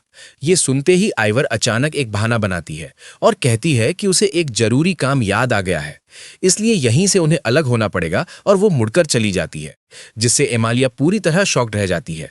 जाते जाते आइवर सोचती है कि अगर एमालिया ने जो आवाज सुनी थी वो स्पिरिट नहीं थी, तो वो शायद उसी औरत की सोल है जिसे वो इतने समय से ढूंढ रही है। लेकिन फिर भी रोवेल वापस जाने का ख्याल उसे फ्रस्ट्रेट करता है, क्योंकि वहीं से उसकी जर्नी शुरू हुई थी। कुछ देर बाद आइवर का मैजिक मिरर उसे बता देता है कि वो ऑफिशियली रोवेल पहुंच चुकी है। ये सुनते ही वो तुरंत उन लोगों की लिस्ट याद करने लगती है जिनसे उसे अभी भी डील करना है। उसके लिस्ट में अगला नाम क्लॉड का है, और क्योंकि उसे याद है कि पहले क्लॉड अपने लिम्स खो चुका था, वो सोचती है कि उसे हैंडल करना तो इजी ही होगा। उधर दूसरी तरफ हिबिकी अपने क्रू के साथ एक डाइनर में बैठा होता है। सब लोग खाना खा रहे होते हैं। तभी क्लॉड हिबिकी को बताता है कि अगर वो सच में सेजेस से मिलना चाहता है तो उन्हें टेराडिनास नाम के शहर तक ट्रैवल करना पड़ेगा। हिबिकी ने पहले कभी टेराडिनास का नाम नहीं सुना होता, तो वो तुरंत पूछता है कि ये जगह है कहाँ। तभी अचानक वीन सामने आकर बताती है कि वहां पहुंचने के लिए उन्हें पहले डंजन क्रॉस करना पड़ेगा, और वो ये भी ऐड करती है कि नॉर्दर्न फॉरेस्ट से जाना यूजुअली फास्टेस्ट रूट माना जाता है। अब हिबिकी को ये भी नहीं पता कि डंजन होता क्या है, तो क्लॉड समझाता है कि डंजन एक बेहद डेंजरस जगह होती है जहां हर तरह के मॉन्स्टर्स और डेडली थ्रेट्स भरे होते हैं, और अगर उन्हें इसे सक्सेसफुली क्लियर करना है तो पहले उन्हें बहुत हार्ड ट्रेनिंग करनी पड़ेगी। ये सुनकर हिबिकी बस आंखें घुमा देता है, क्योंकि उसे पता है कि इसका मतलब है उसके लिए बहुत सारा टफ वर्क इंतजार कर रहा है। तभी लिलियन अपना खाना खत्म करके अचानक खड़ी होती है, सबको पोलाइटली थैंक्स बोलती है और बिना कुछ और कहे क्वाइटली वहां से चली जाती है। डिलियार्ड ये नोटिस करता है और हिबिकी के पास आकर पूछता है कि ये अजीब सा मोमेंट क्या था। तब हिबिकी बताता है कि उसका और लिलियन का हाल ही में थोड़ा रफ पैच चल रहा है। ये सुनते ही डिलियार्ड का तुरंत सॉल्यूशन होता है कि सबको बाहर ले जाकर ट्रेनिंग शुरू करवाई जाए। हिबिकी और वीन तो ऑलरेडी घर जाने के बारे में सोच रहे होते हैं, लेकिन क्लॉड उन्हें समझाता है कि अगर वो नॉर्दर्न डंजन से जाने वाले हैं तो ट्रेनिंग करना एक्चुअली बहुत स्मार्ट और जरूरी आइडिया है। हालांकि क्लॉड इस बात पर डिलियार्ड से एग्री करता है, फिर भी साफ दिखता है कि दोनों के बीच पर्सनल डिफरेंसेस हैं और वो पूरी तरह एक दूसरे से बनाकर नहीं रखते। थोड़ी ही देर में सब ट्रेनिंग शुरू कर देते हैं। हिबिकी की एथलेटिक एबिलिटी इतनी खराब होती है कि देखना भी मुश्किल हो जाता है। वो हर एक्सरसाइज में स्ट्रगल करता है और लगभग हर बार फेल हो जाता है। वहीं लिलियन ऊपर से ये देख रही होती है। वो देखती है कि हिबिकी कितनी मेहनत कर रहा है, सिर्फ इस उम्मीद में कि वो एक दिन अपने वर्ल्ड में वापस जा सके, और ये सोचकर ही उसका दिल उदास हो जाता है। तभी थोड़ी देर बाद तान्या वहां आती है और उसे कंफर्ट करती है। शाम होते होते हिबिकी में थोड़ा सा प्रोग्रेस दिखने लगता है। आर्चरी प्रैक्टिस के दौरान वो पहली बार टारगेट के काफी करीब पहुंच जाता है, लेकिन सेशन के एंड तक वो पूरी तरह थककर जमीन पर गिर जाता है। क्लॉड सोचता है कि इतनी मेहनत के बाद हिबिकी जरूर स्ट्रॉन्गर हुआ होगा, लेकिन जब हिबिकी अपने स्टैट्स चेक करता है तो उसे पता चलता है कि कुछ भी चेंज नहीं हुआ है। ये देखकर क्लॉड और डिलियार्ड के बीच तुरंत बहस शुरू हो जाती है कि हिबिकी को स्ट्रॉन्ग बनाने का सही तरीका क्या है। क्लॉड मानता है कि प्रॉपर डिसिप्लिन और स्ट्रक्चर्ड कॉम्बैट ट्रेनिंग ही सॉल्यूशन है, जबकि डिलियार्ड कहता है कि रॉ एक्सपीरियंस और टफ फिजिकल कंडीशनिंग ज्यादा इफेक्टिव होगी। लेकिन इससे पहले कि बात और बढ़े, अचानक जूल कहीं से प्रकट होती है और अपनी आइस मैजिक से दोनों को वहीं फ्रीज कर देती है, और पूरा सिचुएशन इंस्टेंटली शांत हो जाता है। जब पूरा केओस सेटल हो जाता है तो सब लोग डिसाइड करते हैं कि थोड़ा रिलैक्स किया जाए और सब मिलकर एक गर्म हॉट स्प्रिंग में चिल करने लगते हैं। पानी में बैठे बैठे हिबिकी नोटिस करता है कि क्लॉड का चेहरा थोड़ा डिस्टेंट लग रहा है, जैसे वो कहीं खोया हुआ हो। तो क्यूरियोसिटी में वो पूछ लेता है कि क्या हुआ। क्लॉड धीरे से बताता है कि उसे ऐसे पीसफुली रिलैक्स किए हुए बहुत लंबा समय हो गया है। ये सुनकर हिबिकी मौका लेकर उससे पूछता है कि वो कहाँ से आया है और क्या उसके होम टाउन में उसके कोई दोस्त थे। क्लॉड थोड़ा खुलता है और बताता है कि वो बिस्ट्रोनिया किंगडम की कैपिटल में रहता था, लेकिन वो शहर बहुत पहले डिस्ट्रॉय हो गया था और उसके सारे दोस्त भी उसी के साथ खो गए। फिर भी क्लॉड कहता है कि वो सब बहुत पुरानी बात है और अब उस पर सोचने का कोई फायदा नहीं। अभी उसके लिए सबसे इंपॉर्टेंट है हिबिकी के साथ रहना। उसी रात बाद में सब लोग कैंपफायर के आसपास बैठते हैं, जहां लिलियन नर्वस होकर हिबिकी से बात करती है और फाइनली अपने दिल की बात बोल देती है। वो कहती है कि वो नहीं चाहती कि हिबिकी उसे छोड़कर जाए, लेकिन क्योंकि वो उसकी बहुत केयर करती है, वो ये भी चाहती है कि वो वही करे जो उसके लिए सही हो और अपने दिल की राह चुने। हिबिकी समझ जाता है कि उसके अपने वर्ल्ड में वापस जाने का ख्याल लिलियन को अंदर से हर्ट कर रहा है, तो वो उससे सॉरी बोलता है। लेकिन लिलियन तुरंत मना कर देती है और कहती है कि शायद वो ही सेल्फिश है जो उसे रोकना चाहती है। इसके बाद वो हिबिकी के पास जाकर उसे एक ड्रिंक देती है जो उसने स्पेशली उसके लिए बनाई होती है। हिबिकी जैसे ही उसे टेस्ट करता है, वो इंस्टेंटली सरप्राइज हो जाता है कि वो कितनी टेस्टी है और उसे एंजॉय करता देख लिलियन के चेहरे पर खुशी आ जाती है। वहीं दूसरी तरफ एमेलिया अपने फैमिली मैंशन वापस पहुंच चुकी होती है। नहाने के बाद मेड्स उसके लिए एक एलिगेंट ड्रेस लेकर आती हैं और बताती हैं कि उसके फादर आज रात एक पार्टी होस्ट कर रहे हैं और उन्हें एक्सपेक्ट है कि वो भी आए। ये सुनते ही एमेलिया क्लियरली इरिटेट हो जाती है। उसे उम्मीद थी कि उसके फादर ने उसे किसी और इम्पोर्टेंट रीजन से बुलाया होगा, ना कि सिर्फ पार्टी के लिए। उसी वक्त जंगल के अंदर आइवर आराम से एक ट्री स्टंप पर बैठी होती है और महसूस करती है कि हिबिकी और उसकी टीम फाइनली वहां पहुंच गए हैं। हिबिकी नोटिस करता है कि उनका आखिरी टारगेट सिर्फ सिल्वर रूबी वुल्फ बचा है, तो वो अपनी वर्ल्ड मैप स्किल यूज करके एरिया चेक करता है, लेकिन वहां कुछ भी डिटेक्ट नहीं होता। तभी अचानक क्लॉड को कुछ महसूस होता है और वो अपना स्पीयर आगे कर देता है, लेकिन सामने आइवर खड़ी होती है जो खुद को एक क्लमसी ई रैंक एडवेंचरर बताती है जो जंगल में खो गई है। हिबिकी देखता है कि वो बस एक लड़की है, तो वो तुरंत क्लॉड को वेपन नीचे करने को कहता है, लेकिन फिर भी वो कंफ्यूज रहता है कि जब उसका वर्ल्ड मैप कुछ दिखा ही नहीं रहा था तो ये यहाँ कैसे है। सेफ रहने के लिए वो उसे अप्रोच करने का फैसला करता है, लेकिन आइवर को पहले ही अंदाजा हो जाता है और वो अपनी सारी पावरफुल स्टैट्स छुपा लेती है। इसलिए हिबिकी को सिर्फ उसके लो लेवल स्टैट्स दिखते हैं और वो मान लेता है कि उसमें कुछ सस्पिशियस नहीं है। फिर आइवर क्लॉड के आर्म को पकड़कर ऐसे बिहेव करती है जैसे वो इम्प्रेस्ड हो कि वो एक बीस्टमैन है, लेकिन असल में वो चुपके से उसके आर्म को इंस्पेक्ट कर रही होती है और ये देखकर शॉक हो जाती है कि उसका आर्म अभी भी जुड़ा हुआ है, क्योंकि उसे पूरा यकीन था कि उसने पहले उसे काट दिया था। इस बात को से साइड में रखते हुए आइवर बताती है कि वो सिल्वर रूबी वुल्फ से भागते हुए यहां खो गई थी। हिबिकी तुरंत पूछता है कि वो कहां है, तो वो कहती है कि वो जंगल के और अंदर है। ये इन्फो देने के बाद वो ऑपोजिट डायरेक्शन में खुशी खुशी बाय बोलते हुए चली जाती है। हिबिकी और बाकी सब अभी भी उस अजीब एनकाउंटर से कंफ्यूज होते हैं, लेकिन जब हिबिकी फिर से अपना वर्ल्ड मैप चेक करता है तो अब उसमें सिल्वर रूबी वुल्फ की एग्जैक्ट लोकेशन दिखने लगती है और ज्यादा देर नहीं लगती कि वो सब मिलकर उस बीस्ट को कॉर्नर कर लेते हैं, लेकिन अटैक करने से पहले सापो हिबिकी को एडवाइस करती है कि वो एक बार फिर अपनी वर्ल्ड मैप स्किल यूज करे। जैसे ही हिबिकी ने फिर से अपनी वर्ल्ड मैप स्किल यूज की, वो शॉक हो गया ये देखकर कि वहां सिर्फ एक नहीं बल्कि कई सारे सिल्वर रूबी वुल्स मौजूद थे। चारों तरफ नजर घुमाते ही सबको समझ आ गया कि वो एक बड़े पैक से घिर चुके हैं। एक पल के लिए हिबिकी पैनिक हो गया और उसका गार्ड डाउन हो गया और बस यही मौका एक वुल्फ को चाहिए था। वो पीछे से झपटा और सीधे उसके नेक पर वार कर दिया।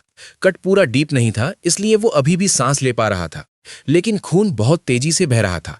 ये देखकर क्लॉड और लिलियन दोनों डर के मारे वहीं फ्रीज हो गए। तभी पास में बैठी आइवर का सच सामने आता है। वो पूरे टाइम वुल्फ्स को कंट्रोल कर रही थी और वो उन्हें ऑर्डर देती है कि सबको खत्म कर दो, स्टार्टिंग क्लॉड से। क्लॉड तुरंत आगे बढ़कर वुल्फ्स को रोकने लगता है ताकि लिलियन हिबिकी के पास जा सके। लिलियन उसे हीलिंग पोशन देती है, लेकिन ब्लीडिंग रुकती ही नहीं। तब वीन जल्दी से कहती है कि स्टेट मेंटेनेंस स्पेल यूज करो। जैसे ही लिलियन वो स्पेल कास्ट करती है, ब्लीडिंग स्लो हो जाती है और थोड़ी स्टेबल लगने लगती है। उधर क्लॉड समझ जाता है कि सिचुएशन बहुत खराब हो चुकी है, तो वो जल्दी से प्लान बनाता है। वो लिलियन से कहता है कि तुरंत हिबिकी को लेकर टाउन वापस जाओ और उसे डिलियार्ड के पास ले जाओ। उसे पूरा भरोसा होता है शायद डिलियार्ड उसे बचा सकता है। लिलियन क्लॉड को छोड़कर जाने से डर रही होती है, लेकिन क्लॉड उसे जाने को कहता है और भरोसा दिलाता है कि वो समहाउ हैंडल कर लेगा। आखिरकार ट्रस्ट करके लिलियन अपना अर्थ लायन गोलेम समन करती है और उसी पर हिबिकी को बैठाकर वहां से निकल जाती है। उनके जाते ही क्लॉड को कुछ अजीब लगता है। वुल्फ्स उनमें से किसी का पीछा नहीं करते। तभी उसे सच्चाई समझ आती है। वुल्फ्स कभी ग्रुप के पीछे थे ही नहीं, उनका असली टारगेट सिर्फ वो खुद था। वहीं दूसरी तरफ लिलियन और हिबिकी को एक सिल्वर एमराल्ड वुल्फ चेस कर रहा होता है और वो लोग मजबूरी में एक केव में छिप जाते हैं। लिलियन तुरंत अर्थ वॉल टेक्निक से एंट्रेंस ब्लॉक कर देती है ताकि वुल्फ्स अंदर न आ सके, लेकिन वुल्फ्स अपनी वाइन से उस बैरियर को तोड़ देते हैं। फिर भी लिलियन हार नहीं मानती और बार बार अपनी विंड मैजिक यूज करके उन्हें रोकने की कोशिश करती रहती है और हिबिकी को प्रोटेक्ट करती है। तभी हिबिकी को होश आता है। वो तुरंत अपनी मेडिकल बुक एक्टिवेट करता है और पता चलता है कि उसके नेक का वुंड सिर्फ कट नहीं है, बल्कि उसमें डेडली ब्लीडिंग पॉइजन भी फैल चुका है।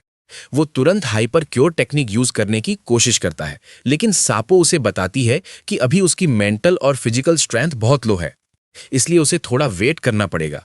कुछ देर स्ट्रगल करने के बाद आखिरकार सापो कहती है कि अब हाइपर क्योर यूज किया जा सकता है और हिबिकी बिना डिले किए खुद को डिटॉक्सिफाई कर लेता है।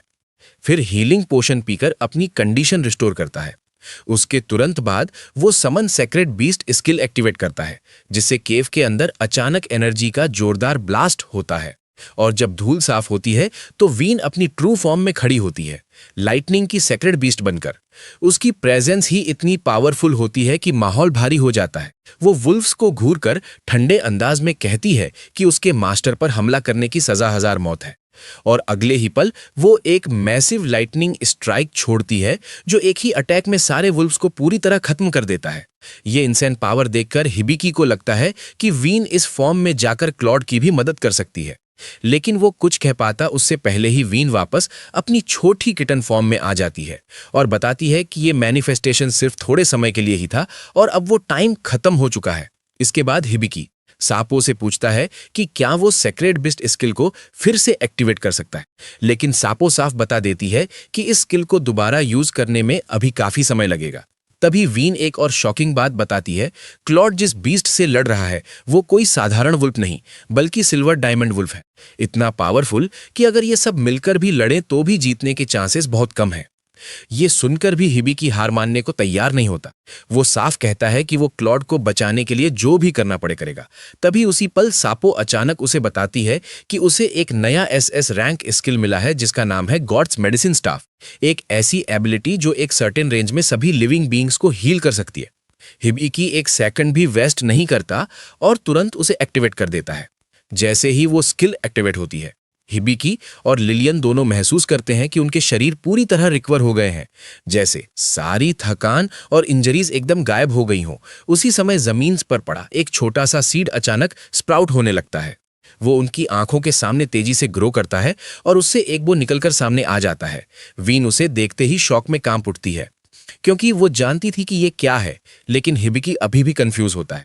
तो वो तुरंत उसे अप्रोच करता है और पता चलता है कि उसका नाम गॉडली बो है। वो उसे टेस्ट करने के लिए एक एरो शूट करता है और एरो इतनी जोरदार स्पीड और पावर के साथ निकलता है कि वो खुद हैरान रह जाता है।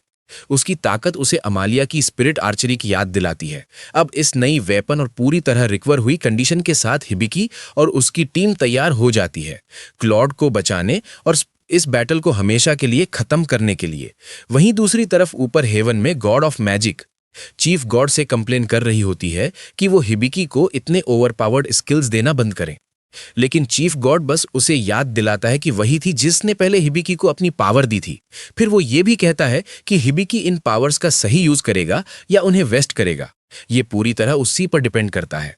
सब लोग तुरंत अर्थ गोलेम पर चढ़ते हैं और तेजी से क्लॉड की तरफ बढ़ने लगते हैं। लेकिन तभी रास्ते में हिबिकी अचानक अपनी वर्ल्ड मैप स्किल चेक करता है और देखता है कि सिल्वर रूबी वुल्फ्स का एक पूरा पैक उनकी तरफ तेजी से आ रहा है। हिबिकी समझ जाता है कि इतने सारे वुल्फ्स को एक एक करके हराना ऑलमोस्ट इम्पॉसिबल होगा, और अगर वो इन्हें यहीं रोक दें तो इनडायरेक्टली क्लॉड की भी मदद हो जाएगी। इसलिए वो लोग डिसाइड करते हैं कि अब सीधा सामना करना पड़ेगा। हिबिकी अपना गॉडली बो निकालता है और वुल्फ्स पर निशाना की कोशिश करता है, लेकिन वेपन को प्रॉपरली कंट्रोल करना उसके लिए बेहद मुश्किल साबित होता है। तभी सापो उसे सलाह देती है कि वो अपनी एक्सपर्ट आइस स्किल यूज करे, क्योंकि वो उसकी एरो की स्पीड और एक्यूरेसी दोनों बढ़ा सकती है। हिबिकी ध्यान से फोकस करता है, स्किल एक्टिवेट करता है और एक ही एरो छोड़ता है। अगले ही पल एरो लाइट की स्पीड से निकलता है और परफेक्ट एक्यूरेसी के साथ अपने रास्ते में आने वाले सारे वुल्फ्स को इंस्टेंटली खत्म कर देता है। खतरा हटते ही वो लोग फिर आगे बढ़ने लगते हैं। हिबिकी खुद शॉक में होता है कि उसकी नई पावर कितनी ओवरपावर्ड है, लेकिन साथ ही वो समझता है कि अगर उसे क्लॉड को बचाना है तो उसे इसी लेवल की ताकत चाहिए। इसलिए वो अंदर ही अंदर थैंकफुल भी महसूस करता है। दूसरी तरफ लिलियन भी पीछे नहीं रहती और अपनी सेज मैजिक यूज करके एक साथ कई सिल्वर रूबी वुल्फ्स को आसानी से खत्म कर देती है। ये देखकर हिबिकी को एहसास होता है कि सिर्फ वही नहीं बल्कि उसकी पूरी टीम में मॉन्स्टर्स लेवल की पावर मौजूद है। आगे बढ़ते हुए हिबिकी कहता है कि सिल्वर रूबी वुल्फ्स का कोऑर्डिनेशन बहुत अजीब है। वो किसी नॉर्मल मॉन्स्टर पैक की तरह बिहेव नहीं कर रहा है, बल्कि ऐसा लग रहा है जैसे कोई इंटेलिजेंटली उन्हें कमांड दे रहा हो। इस पर वीन समझाती है कि शायद ये सारे वुल्फ्स सिल्वर डायमंड वुल्फ के कंट्रोल में है। वो ये भी कहती है कि इतना पावरफुल मॉन्स्टर नॉर्मली इस एरिया में होना ही नहीं चाहिए, और इसी वजह से उसे शक होता है कि शायद आइवर इसके पीछे है। वीन सोचने लगती है कि शायवर ने जानबूझकर उन्हें जंगल के अंदर ल्योर किया ताकि वो इवेंटुअली सिल्वर डायमंड वुल्फ से टकरा जाए। फिर भी उसके दिमाग में एक अजीब फीलिंग बनी रहती है कि उसने आइवर को पहले कहीं देखा है, लेकिन उसे साफ साफ याद नहीं आता कहां। वहीं दूसरी तरफ आइवर आराम से एक पेड़ के ऊपर बैठी क्लॉड की सफरिंग एंजॉय कर रही होती है। उसका असली गोल है क्लॉड को जितना हो सके उतना दर्द देना, क्योंकि वो जानती है कि क्लॉड जितना सफर करेगा उतना ही अनास्तासिया की सोल करप्ट होती जाएगी। उसी समय क्लॉड अपनी असली वॉरियर स्ट्रेंथ दिखाते हुए अपने आसपास के सारे सिल्वर रूबी वुल्फ्स को खत्म कर देता है। लेकिन वो फाइट सिर्फ वार्म अप थी, क्योंकि आखिरकार सिल्वर डायमंड वुल्फ खुद सामने आ जाता है और साफ दिख रहा होता है कि वो किसी वर्थी ओपोनेंट की तलाश में है। क्लॉड सीधे उसकी आंखों में देखकर उसे अनास्तासिया कहता है और पूछता है कि वो ये सब क्यों कर रही है, खासकर तब जब उसने उस पर इतना ट्रस्ट किया था। जवाब में वुल्फ सिर्फ एक जोरदार रोअर करता है और बिजली जैसी स्पीड से क्लॉड पर हमला करके उसके एब्डोमेन पर गहरा स्लैश मार देता है। लेकिन इससे पहले कि हालत और खराब हो, हिबिकी और बाकी सब सही टाइम पर वहां पहुंच जाते हैं। हिबिकी तुरंत गॉडली बो से एक पावरफुल एरो छोड़ता है, लेकिन डायमंड वुल्फ आसानी से एक बैरियर बनाकर उसे रोक देता है। ये देखकर हिबिकी पूरी तरह शॉक हो जाता है। तब वीन उसे बताती है कि उस वुल्फ की स्पेशल एबिलिटी का नाम है एडामेंटाइन बैरियर। वीन हिबिकी को वार्निंग देती है कि उसकी गॉडली पावर्स होने के बावजूद भी एडामेंटाइन बैरियर जैसी डिफेंस को तोड़ना ऑलमोस्ट इम्पॉसिबल है। लेकिन हिबिकी उसकी बात इग्नोर कर देता है और लगातार एरोज चलाता रहता है। फिर भी डायमंड वुल्फ हर अटैक को बिना किसी मुश्किल के ब्लॉक करता जाता है। इसके बाद डायमंड वुल्फ फिर से क्लॉड पर ध्यान देता है और दोबारा हमला करने के लिए आगे बढ़ता है। हिबिकी पैनिक में आ जाता है और उसी घबराहट में उसके अंदर एक नई पावर अवेकन हो जाती है, जो क्लॉड को इंस्टेंटली टेलीपोर्ट करके उनकी तरफ ले आती है, इससे पहले कि वुल्फ उसे हिट कर पाता। हिबिकी तुरंत अपनी मेडिकल बुक खोलकर क्लॉड की कंडीशन डायग्नोज करने लगता है, जबकि लिलियन अपनी मैजिक से डायमंड वुल्फ को रोकने की कोशिश करती है। वो एक स्मोक स्क्रीन भी क्रिएट कर देती है ताकि मॉन्स्टर की नजर हिबिकी और बाकी लोगों पर न पड़े। डायग्नोसिस पूरा होने के बाद हिबिकी को पता चलता है कि क्लॉड भी डायरेक्ट पॉइजन से इन्फेक्टेड है। बिना समय गंवाए वो अपनी हाइपर क्योर एबिलिटी एक्टिवेट करके उसका इलाज शुरू करता है और वो डायमंड वुल्फ को भी अप्रेज करने का फैसला करता है। तभी शॉकिंग ट्रूथ सामने आता है, वुल्फ खुद भी उसी पॉइजन से इन्फेक्टेड है और किसी अनास्तासिया नाम की व्यक्ति के कंट्रोल में है। ये नाम सुनते ही हिबिकी को तुरंत याद आता है कि यही वही नाम था जो उसने पहले क्लॉड की कॉन्सनेस के अंदर देखा था। थोड़ी देर बाद डिटॉक्सिफिकेशन प्रोसेस कंप्लीट हो जाता है और हिबिकी क्लॉड पर परफेक्ट हील यूज करने की कोशिश करता है, लेकिन सापो उसे तुरंत रोक देती है और बताती है कि उसका और लिलियन दोनों का एमपी डेंजरसली लो हो चुका है। तभी हिबिकी रियलाइज करता है कि लिलियन इतने समय से लगातार ह्यूज अमाउंट में मना यूज करके डायमंड वुल्फ को रोके हुए थी। Hibiki extra heal technique use करने की कोशिश करता है, लेकिन उसका कोई इफेक्ट ही नहीं पड़ता। आखिरकार लिलियन पूरी तरह मना खत्म होने की वजह से कोलैप्स हो जाती है। ये देखकर हिबिकी डेस्परेशन में फिर से गॉड लीबो यूज करता है, लेकिन डायमंड वुल्फ एक बार फिर अटैक को आसानी से ब्लॉक कर देता है। वहीं दूसरी तरफ आइवेल अभी भी पेड़ पर बैठी पूरी बैटल एंजॉय कर रही होती है। उसके हिसाब से हिबिकी को शुरुआत में ही क्लॉड को छोड़ देना चाहिए था, क्योंकि अब उन सब की मौत साथ होने वाली है। लेकिन ठीक उसी पल जब डायमंड वुल्फ हिबिकी पर हमला करने वाला होता है, क्लॉड अचानक दोबारा खड़ा हो जाता है और सीधे वुल्फ के बैरियर पर वार करता है। उसी समय सापो हिबिकी की एक्सपर्ट आइस स्किल को एनलाइटन मोड में बदल देती है और क्लॉड की सारी फॉल्सिफाइड स्टैट्स को कट कर देते हैं।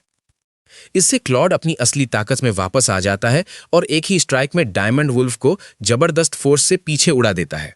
इसके बाद क्लॉड हिबिकी से कहता है कि बाकी सब वो खुद हैंडल करेगा। जब हिबिकी उससे पूछता है कि उसका वेपन कहाँ है, तब क्लॉड एक बेहद पावरफुल दिखने वाला स्पीयर समन करता है। क्लॉड आसमान में ऊंची छलांग लगाता है और अपनी पॉइंटिंग ग्रेविटेशनल स्किल एक्टिवेट करता है, एक ऐसी एबिलिटी जो टारगेट को लॉक कर देती है और ऐसा अटैक बनाती है जिसे ना ब्लॉक किया जा सकता है और ना डॉज। जैसे ही क्लॉड फाइनल स्ट्राइक देने की तैयारी करता है, डायमंड वुल्फ चालाकी दिखाते हुए फिर से बैरियर एक्टिवेट कर देता है, लेकिन क्लॉड बिल्कुल कैल्म होकर कहता है कि इस बार बैरियर कोई फर्क नहीं डालेगा, क्योंकि जो अटैक वो यूज करने वाला है उसकी ताकत को रोका ही नहीं जा सकता। अगले ही पल क्लॉड अपना स्पीयर फेंकता है और उस अटैक की डिस्ट्रक्टिव पावर देखकर हिबिकी पूरी तरह स्पीचलेस रह जाता है। कुछ ही क्षण बाद डायमंड वुल्फ की बॉडी सीधे उसके सामने आकर गिरती है। हिबिकी तुरंत अपनी अप्रेजल स्किल यूज करता है और डिस्कवर करता है कि उस वुल्फ के अंदर मौजूद करप्टेड सोल आखिरकार आजाद हो चुकी है। ये सुनकर हिबिकी पूरी तरह कंफ्यूज हो जाता है, क्योंकि ऐसा लग रहा था जैसे अनास्तासिया खुद भी पूरे टाइम किसी और के कंट्रोल में थी। तभी अचानक अनास्तासिया की सोल हिबिकी के सामने प्रकट होती है और उसे कर्ज से मुक्त करने के लिए ये थैंक यू बोलती है। वो कहती है कि उसकी वजह से अब वो बिना और पाप किए फाइनली शांति से रेस्ट कर सकती है। थोड़ी देर बाद क्लॉड हिबिकी के पास आता है। हिबिकी एक्साइटेड हो जाता है क्योंकि उसे लगता है कि क्लॉड की हीरो पावर्स पूरी तरह वापस आ गई हैं, लेकिन क्लॉड समझाता है कि वो पावर अप सिर्फ टेम्पररी था और उसकी ताकत धीरे धीरे फिर नॉर्मल हो रही है। इसके बाद क्लॉड हिबिकी के सामने झुककर सिंसियरली अपोलॉजी करता है और कहता है कि आज जो कुछ भी हुआ उसकी जड़ में आखिरकार वही था। वो बताता है कि अनास्तासिया कभी उसकी साथी हुआ करती थी और सिल्वर डायमंड वुल्फ के अंदर उसकी सोल का एक फ्रैगमेंट मौजूद था। एक स्पिरिट मेज होने की वजह से अनास्तासिया के पास मॉन्स्टर्स को आसानी से कंट्रोल करने की एबिलिटी थी, लेकिन एक दिन उसने क्लॉड को बेट्रे कर दिया, उन लोगों का साथ दे दिया जिन्होंने उससे कर्ज की था। ये सुनकर हिबिकी सोचता है कि अगर वो अनास्तासिया को पूरी तरह डिफीट कर दे तो शायद कर्ज खत्म हो जाएगा, लेकिन क्लॉड कहता है कि बात इतनी सिंपल नहीं है, क्योंकि उसे ओरिजिनली कर्ज अनास्तासिया ने नहीं किया था। इतना ही नहीं, अनास्तासिया तो पहले ही मर चुकी है क्योंकि उसे खुद क्लॉड ने अपने हाथों से मारा था। ये बोलते हुए क्लॉड फिर से सिर झुका लेता है और कहता है कि हिबिकी जो भी पनिशमेंट देना चाहे वो उसे एक्सेप्ट करेगा, लेकिन ऑनेस्टली इसमें क्लॉड की कोई गलती देख ही नहीं पाता, क्योंकि उसकी नजर में क्लॉड भी इस पूरी ट्रेजेडी का सिर्फ एक विक्टिम था। ये शब्द सुनते ही क्लॉड इमोशंस से भर जाता है और उसकी आंखों में आंसू आ जाते हैं। वो फिर से हिबिकी के प्रति अपनी ओथ रिन्यू करता है और प्रॉमिस करता है कि जब तक हिबिकी अपने वर्ल्ड में वापस नहीं चला जाता तब तक वो उसकी सर्विस और प्रोटेक्शन करता रहेगा। लेकिन हिबिकी कुछ जवाब दे पाता उससे पहले ही अचानक जमीन पर गिर पड़ता है, क्योंकि लगातार इतनी पावरफुल एबिलिटीज यूज करने का असर अब उसके शरीर पर गंभीर तरीके से दिखने लगा था। वहीं ऊपर हेवन में गॉड्स हिबिकी के साथ हुई सारी घटनाएं देख रहे होते हैं और राहत महसूस करते हैं कि सिचुएशन पीसफुली खत्म हो गई। चीफ गॉड हमेशा की तरह अपनी क्वर्की बातें करता है, जिस पर गॉड ऑफ मैजिक उसे फिर से चिढ़ाने लगती है। वहां गॉड ऑफ द अंडरवर्ल्ड भी मौजूद होती है, तो गॉड ऑफ मैजिक उससे पूछती है कि क्या उसने नया डीमन लॉर्ड चुन लिया है। वो जवाब देती है कि अभी तक नहीं, क्योंकि ये फैसला उसकी उम्मीद से कहीं ज्यादा मुश्किल निकला। तब गॉड ऑफ मैजिक उसे कैलमली एनकरेज करती है और कहती है कि अपने इंस्टिंक्ट्स पर भरोसा रखो, इवेंटुअली वो सही चॉइस कर लेगी। बातचीत खत्म होने के बाद god of the underworld quietly वहां से चली जाती है। उसके जाते ही god of magic chief god से पूछती है कि क्या उसने हिबिकी को पहले कहीं देखा है, क्योंकि उसके बारे में कुछ अजीब तरह से फैमिलियर फील होता है। लेकिन चीफ गॉड सीधा कह देता है कि उसे समझ नहीं आ रहा वो क्या कह रही है, और वो सिर्फ इसलिए हिबिकी की मदद कर रहा है क्योंकि वो अनबिलीवेबली वीक है। लेकिन जैसे जैसे वो इस बारे में और सोचता है, उसके अंदर गिल्ट आने लगता है कि शायद हिबिकी को इस दुनिया में लाना ही गलत था। उसे एहसास होता है कि हिबिकी अपने वर्ल्ड में पीसफुली और नॉर्मली जी सकता था अगर उसे इस डेंजरस दुनिया में ना घसीटा गया होता। इसके बाद सीन वापस इनमें शिफ्ट होता है, जहां हिबिकी आखिरकार 2 पूरे दिन लगातार सोने के बाद जागता है। Apparently enlighten mode skill use करने से बॉडी पर बेहद खतरनाक लेवल का स्ट्रेन पड़ता है। सापो फिर हिबिकी को बताती है कि सिल्वर वुल्व्स के साथ हुई बैटल की वजह से उसके सारे लेवल्स डबल हो चुके हैं। यह सुनकर हिबिकी पूरी तरह शॉक रह जाता है कि वो इतने कम समय में इतना ज्यादा स्ट्रॉन्गर हो गया। वहीं दूसरी तरफ एमालिया अपने सबसे खूबसूरत ड्रेस में एक बेहद लग्जूरियस रॉयल बॉल में पहुंचती है। वहां उसकी मुलाकात वर्डेलिस नाम के एक प्रिंस से होती है जिसे वो बहुत पहले से जानती थी, लेकिन वर्डेलिस मिलते ही बिना टाइम वेस्ट किए उससे फ्लर्ट करना शुरू कर देता है, जबकि साफ दिख रहा होता है कि एमालिया का उससे कोई लेना देना नहीं रखना। फिर भी वर्डेलिस कोई आम इंसान नहीं बल्कि एक ट्रू प्रोडिजी होता है। जब मेन इवेंट शुरू होता है तब किंग प्राउडली अनाउंस करता है कि वर्डेलिस और उसका साथी मेलानकोरस अब पूरे नेशन का प्राइड माने जाते हैं क्योंकि उनके पास हीरो और सेज जैसी बेहद रेयर जॉब्स हैं जिन्हें दुनिया की सबसे ओवरपावर्ड क्लासेस में गिना जाता है। किंग कॉन्फिडेंटली कहता है कि इन दोनों की ताकत के साथ डीमन लॉर्ड को हराना अब बच्चों का खेल होगा। यह सब सुनते ही एमालिया का मूड पूरी तरह खराब हो जाता है क्योंकि उसे एहसास होता है कि वो अपना फेवरेट ड्रेस पहनकर सिर्फ ये बोरिंग इवेंट झेलने आई थी, लेकिन उसके लिए असली शौक अभी बाकी था। किंग आगे अनाउंस करता है कि जल्द ही इन दोनों प्रोडिजीज को एडवेंचर्स पर जाने के लिए एक पार्टी की जरूरत होगी, और उसी के साथ वो ये भी बता देता है कि एमालिया भी उनके साथ जाएगी। ये सुनकर एमालिया और ज्यादा स्टन रह जाती है, लेकिन फाइनल ब्लो तब लगता है जब वर्डेलिस पूरे रॉयल हॉल के सामने कॉन्फिडेंटली बोलता है कि डीमन लॉर्ड को हराने के बाद वो एमालिया से शादी करेगा ताकि दोनों हमेशा खुशी से साथ रह सके। इसके बाद वर्डेलिस एमालिया की तरफ देखने को कहता है, लेकिन जब सब लोग उसकी तरफ मुड़ते हैं तब तक वो बॉलरूम छोड़कर जा चुकी होती है। वहीं दूसरी तरफ इनमें हिबिकी और बाकी सब ने अभी अभी डिनर खत्म किया होता है और सब लोग इतना खा चुके होते हैं कि पूरी तरह स्टफ्ड महसूस कर रहे होते हैं। तभी हिबिकी क्लॉड और लिलियन की तरफ देखकर कहता है कि वो टेराडिनास जाना चाहता है ताकि अपने ओरिजिनल वर्ल्ड में वापस लौटने का कोई तरीका ढूंढ सके। ये सुनते ही लिलियन के चेहरे पर साफ उदासी दिखाई देने लगती है, लेकिन हिबिकी तुरंत ये भी कहता है कि वो उन सबको पीछे छोड़कर जाना नहीं चाहता। इसी वजह से वो फैसला करता है कि वो अपने वर्ल्ड में वापस जाने का रास्ता जरूर ढूंढेगा। लेकिन क्लॉड लिलियन और वीन को अबैंडन किए बिना, भले ही अभी उसे बिल्कुल नहीं पता कि वो इतना मुश्किल काम कैसे करेगा, फिर भी उसे भरोसा है कि अगर क्लॉड लिलियन और वीन उसका साथ दें तो किसी ना किसी तरह वो सब मिलकर एक दिन इसका सॉल्यूशन जरूर ढूंढ लेंगे। लिलियन को धीरे धीरे उन लोगों के बारे में क्यूरियोसिटी होने लगती है जिनको हिबिकी अपने पुराने वर्ल्ड से मिस करता है, इसलिए वो उससे पूछती है कि आखिर वो लोग कौन है। हिबिकी मुस्कुराकर जवाब देता है कि वो उसके फ्रेंड्स और फैमिली हैं, और फिर वो बताता है कि वो सब अक्सर साथ में टाइम स्पेंड करते थे, मजे करते थे और ब्लैक टी पीते थे, मेनली क्योंकि उसके एक दोस्त की फैमिली का एक कैफे था जहां वो लोग हमेशा हैंग आउट किया करते थे। ये सुनकर क्लॉड आगे आता है और कहता है कि जिस तरह हिबिकी उन्हें याद कर रहा है और इतनी वार्मथ के साथ उनके बारे में बात कर रहा है, उससे साफ लगता है कि वो लोग अभी उसके लिए बहुत वरीड होंगे। हिबिकी उसकी बात मान लेता है और कहता है कि शायद सच में ऐसा ही होगा, लेकिन वो ये भी जोड़ता है कि अब इस नए वर्ल्ड में उसके पास क्लॉड, लिलियन और वीन है, इसलिए उसे बिल्कुल भी अकेलापन महसूस नहीं होता।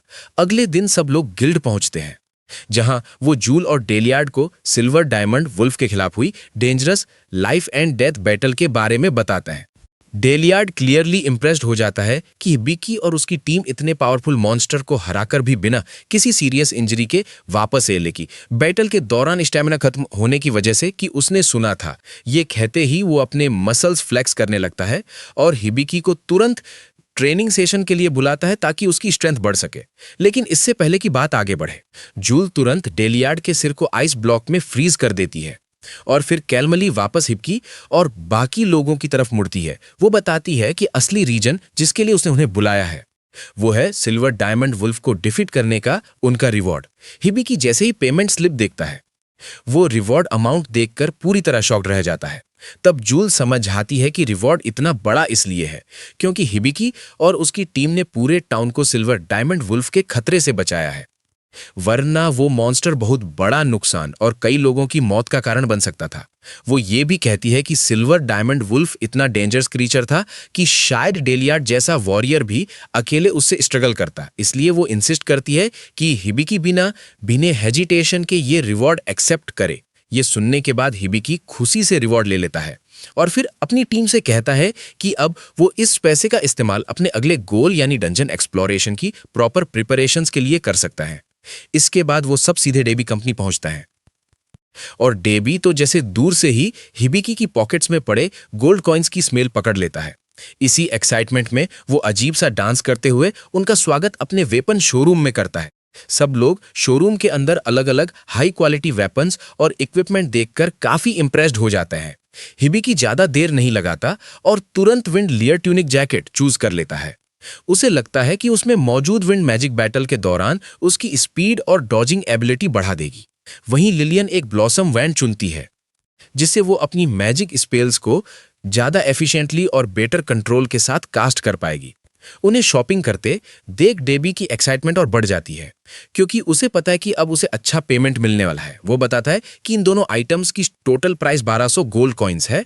हिबिकी इसकी टोटल प्राइस 1200 गोल्ड कॉइन्स है। हिबिकी तुरंत क्लॉड की तरफ देखता है और उसके रिएक्शन से उसे लगता है कि शायद प्राइस बहुत ज्यादा है, लेकिन क्लॉड कैल्मली डेबी से हाथ मिलाता है क्योंकि वो जानता है कि इतनी हाई क्वालिटी आइटम्स के लिए ये एक्चुअली सबसे चीप डील है जो उन्हें यहां मिल सकती थी। इसके बाद क्लॉड अपने लिए एक आर्मर सेट चुनता है, लेकिन हिबिकी नोटिस करता है कि उस आर्मर में क्लॉड का एब्डोमेन खुला हुआ है। तो वो सजेस्ट करता है कि उसे ऐसा आर्मर लेना चाहिए जो उसके स्टमक को भी कवर करे। तभी डेबी बीच में बोलता है और समझाता है कि इस आर्मर में स्ट्रेंथनिंग मैजिक इम्ब्यूड है, जिसकी वजह से इसकी डिफेंसिव पावर इतनी स्ट्रांग है कि ये कुछ हिस्से खुले होने के बावजूद भी फुल आर्मर सेट जितनी प्रोटेक्शन दे सकता है। इसके बाद हिबिकी अपनी अप्रेजल स्क्रीन चेक करता है और कंफर्म करता है कि डेबी जो कह रहा था वो सच है। जब हिबिकी क्लॉड से उसके वेपन चॉइस के बारे में पूछता है तो क्लॉड एक मैग्नेटिक स्पीयर चुनता है। ये वेपन उसे ब्लेड्स की पूरी बारिश अपने टारगेट की तरफ कंट्रोल करके भेजने की एबिलिटी देता है। और इतना ही नहीं, बैटल के दौरान वो ओपोनेंट की स्वॉर्ड की डायरेक्शन तक बदल सकता है।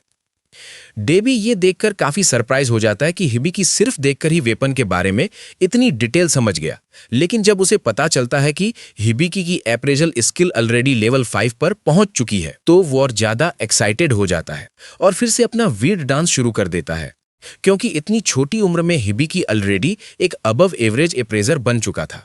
हिबिकी तुरंत चीफ गॉड को कंप्लेन करता है कि उसने उसे इसके बारे में पहले क्यों नहीं बताया, जिस पर चीफ गॉड कैजुअली जवाब देता है कि माय बैड। बात करते करते चीफ गॉड ये भी बताता है कि अब Hibiki new and improved relief measure skill use कर सकता है और ये सुनकर हिबिकी काफी खुश हो जाता है।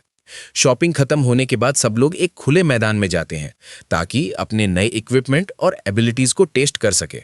हिबिकी तुरंत क्लॉड पर new relief measure skill use करता है, ये सोचकर कि शायद इससे उसका कर्ज पूरी तरह हट जाएगा, लेकिन कर्ज हटने की जगह अचानक एक छोटा सा रैबिट समन हो जाता है जिसका नाम कार्बंकल होता है और पता चलता है कि वो चीफ गॉड का सेक्रेड बीस्ट है। हिबिकी उसे देखते ही तुरंत उसकी तरफ दौड़ता है और उसे पेट करने लगता है क्योंकि उसे वो बेहद क्यूट लगता है। थोड़ी देर बाद लिलियन भी ज्वाइन कर लेती है और दोनों मिलकर उसे निकनेम देता है। क्लॉड ये पूरा सीन देख रहा होता है और अंदर ही अंदर जेलस होने लगता है। उसकी फ्रस्ट्रेशन इतनी बढ़ जाती है कि वो ऑलमोस्ट सिर्फ अपने इमोशंस की वजह से ही कर्स चेन्स तोड़ने लगता है। हिबिकी ये रिएक्शन नोटिस करता है और सोचने लगता है कि शायद ये sudden anger new relief measure skill का साइड इफेक्ट हो सकता है, लेकिन तभी वीन सबके सिर पर जोर से मारती है और कार को डांटना शुरू कर देती है कि वो हमेशा सीरियस होने की बजाय फूलिंग अराउंड करता रहता है। वो उसे बोलती है कि टाइम वेस्ट करना बंद करो और क्लॉड पर प्रॉपर्ली रिलीफ मेजर यूज करो। कार उसकी बात मान लेता है और फिर क्लॉड पर अपना good luck catcher skill activate करता है, जिससे अचानक 2 जाइंट डिवाइन हैंड्स हवा में प्रकट होता है। वो हैंड्स आगे बढ़ते हैं और क्लॉड को बांधने वाली कस्ड चेन्स में से 2 चेन्स को तोड़ देते हैं। ये देखकर हिबिकी खुश हो जाता है कि स्किल सही तरीके से काम कर गई। इसलिए वो कार को टमी टिकल्स देकर उसकी प्रेज करता है। क्लॉड थैंकफुल महसूस करता है कि उसका कर्ज धीरे धीरे हटना शुरू हो गया है और वो हिबिकी को थैंक्स बोलता है। लेकिन हिबिकी तुरंत कहता है कि असली क्रेडिट तो कार को जाना चाहिए जिसने चेन्स तोड़ी हैं। फिर भी साफ दिखता है कि क्लॉड अभी भी कार से इरिटेटेड है, मेनली क्योंकि अब हिबिकी का सारा अटेंशन उसी रैबिट पर जा रहा था। दूसरी तरफ कार पूरी तरह कंफ्यूज रहता है क्योंकि उसे समझ ही नहीं आता कि उसने ऐसा क्या कर दिया जिससे क्लॉड इतना अपसेट हो गया। हिबिकी सोचता है कि अब कार उनका नया अलाय बनकर उनके साथ जर्नी करेगा, लेकिन कार सीधा नो थैंक्स बोलता है और कैजुअली वापस अपने घर चला जाता है। अगले दिन गर्मियों की हीट सबको परेशान करने लगती है, लेकिन सबसे ज्यादा हालत क्लॉड की खराब होती है क्योंकि उसका पूरा बॉडी फर से ढका हुआ था। ये देखकर हिबिकी सजेस्ट करता है कि क्लॉड को थोड़ा फर कटवा लेना चाहिए ताकि उसे गर्मी कम लगे। लिलियन तुरंत सिजर्स निकालती है और फर काटने की तैयारी करने लगती है, लेकिन तभी वींस उसे एक अलग आइडिया देती है। इसके बाद लिलियन अपनी मैजिक से नरम और उछलती हुई वाटर बबल्स बनाती है जो सबके आसपास घूमने लगती हैं और इतनी तेज गर्मी में भी सबको कूल रखने में मदद करती हैं। तभी तान्या उनके रूम में आती है और साफ दिख रहा होता है कि गर्मी ने उसकी भी हालत खराब कर रखी है। हिबिकी तुरंत अपनी बबल वॉश स्किल यूज करता है जिससे ठंडे पानी की रिफ्रेशिंग स्प्लैश उस पर गिरती है, लेकिन इसी दौरान उसका गाउन थोड़ा ऊपर उठ जाता है तो हिबिकी कैजुअली बोल देता है कि अगली बार शायद उसे अंडरवियर पहननी चाहिए। कुछ देर बाद हिबिकी डिसाइड करता है कि वो ऐसी कोई चीज ढूंढने बाहर जाएगा जो उन्हें इस अनबेरेबल हीट से बेटर तरीके से बचा सके। लिलियन और क्लॉड दोनों उसके साथ चलना चाहते हैं, लेकिन क्लॉड का कर्ज अभी पार्टियली ही हटा था, इसलिए उसे रेस्ट की जरूरत थी। इसी वजह से हिबिकी लिलियन से कहता है कि वो क्लॉड के साथ यहीं रुके, जबकि वो वीन को लेकर बाहर निकलता है। रास्ते में तेज धूप लगातार उन पर पड़ती रहती है और गर्मी ऑलमोस्ट अनबेरेबल हो जाती है, लेकिन तभी उन्हें रास्ते में डेबी मिल जाता है। हिबिकी उसे देखकर कंफ्यूज हो जाता है कि इतनी हीट में भी वो इतना कूल कैसे है। तब डेबी प्राउडली बताता है कि ये सब डेबी कंपनी के special product cloak of the everlasting spring की वजह से है, जिसे खास तौर पर हर मौसम में वेयर को कूल और कंफर्टेबल रखने के लिए बनाया गया है। लेकिन प्रॉब्लम यह थी कि फिलहाल डेबी कंपनी का स्टॉक खत्म हो चुका था, इसलिए हिबिकी डिसाइड करता है कि वो गिल्ड जाकर जूल से इसके बारे में पूछेगा। जूल समझाती है कि cloak of the everlasting spring एक स्पेशल आइटम है जिसमें एडजस्टेबल टेम्परेचर कंट्रोल होता है, जिसकी वजह से कोई भी इंसान किसी भी मौसम में कंफर्टेबल रह सकता है। लेकिन इसे बनाने के लिए एक रेयर फ्लावर चाहिए होता है जिसे ब्लू लिच रू कहा जाता है। हिबी को बिल्कुल नहीं पता होता कि ये फूल कहाँ मिलेंगे।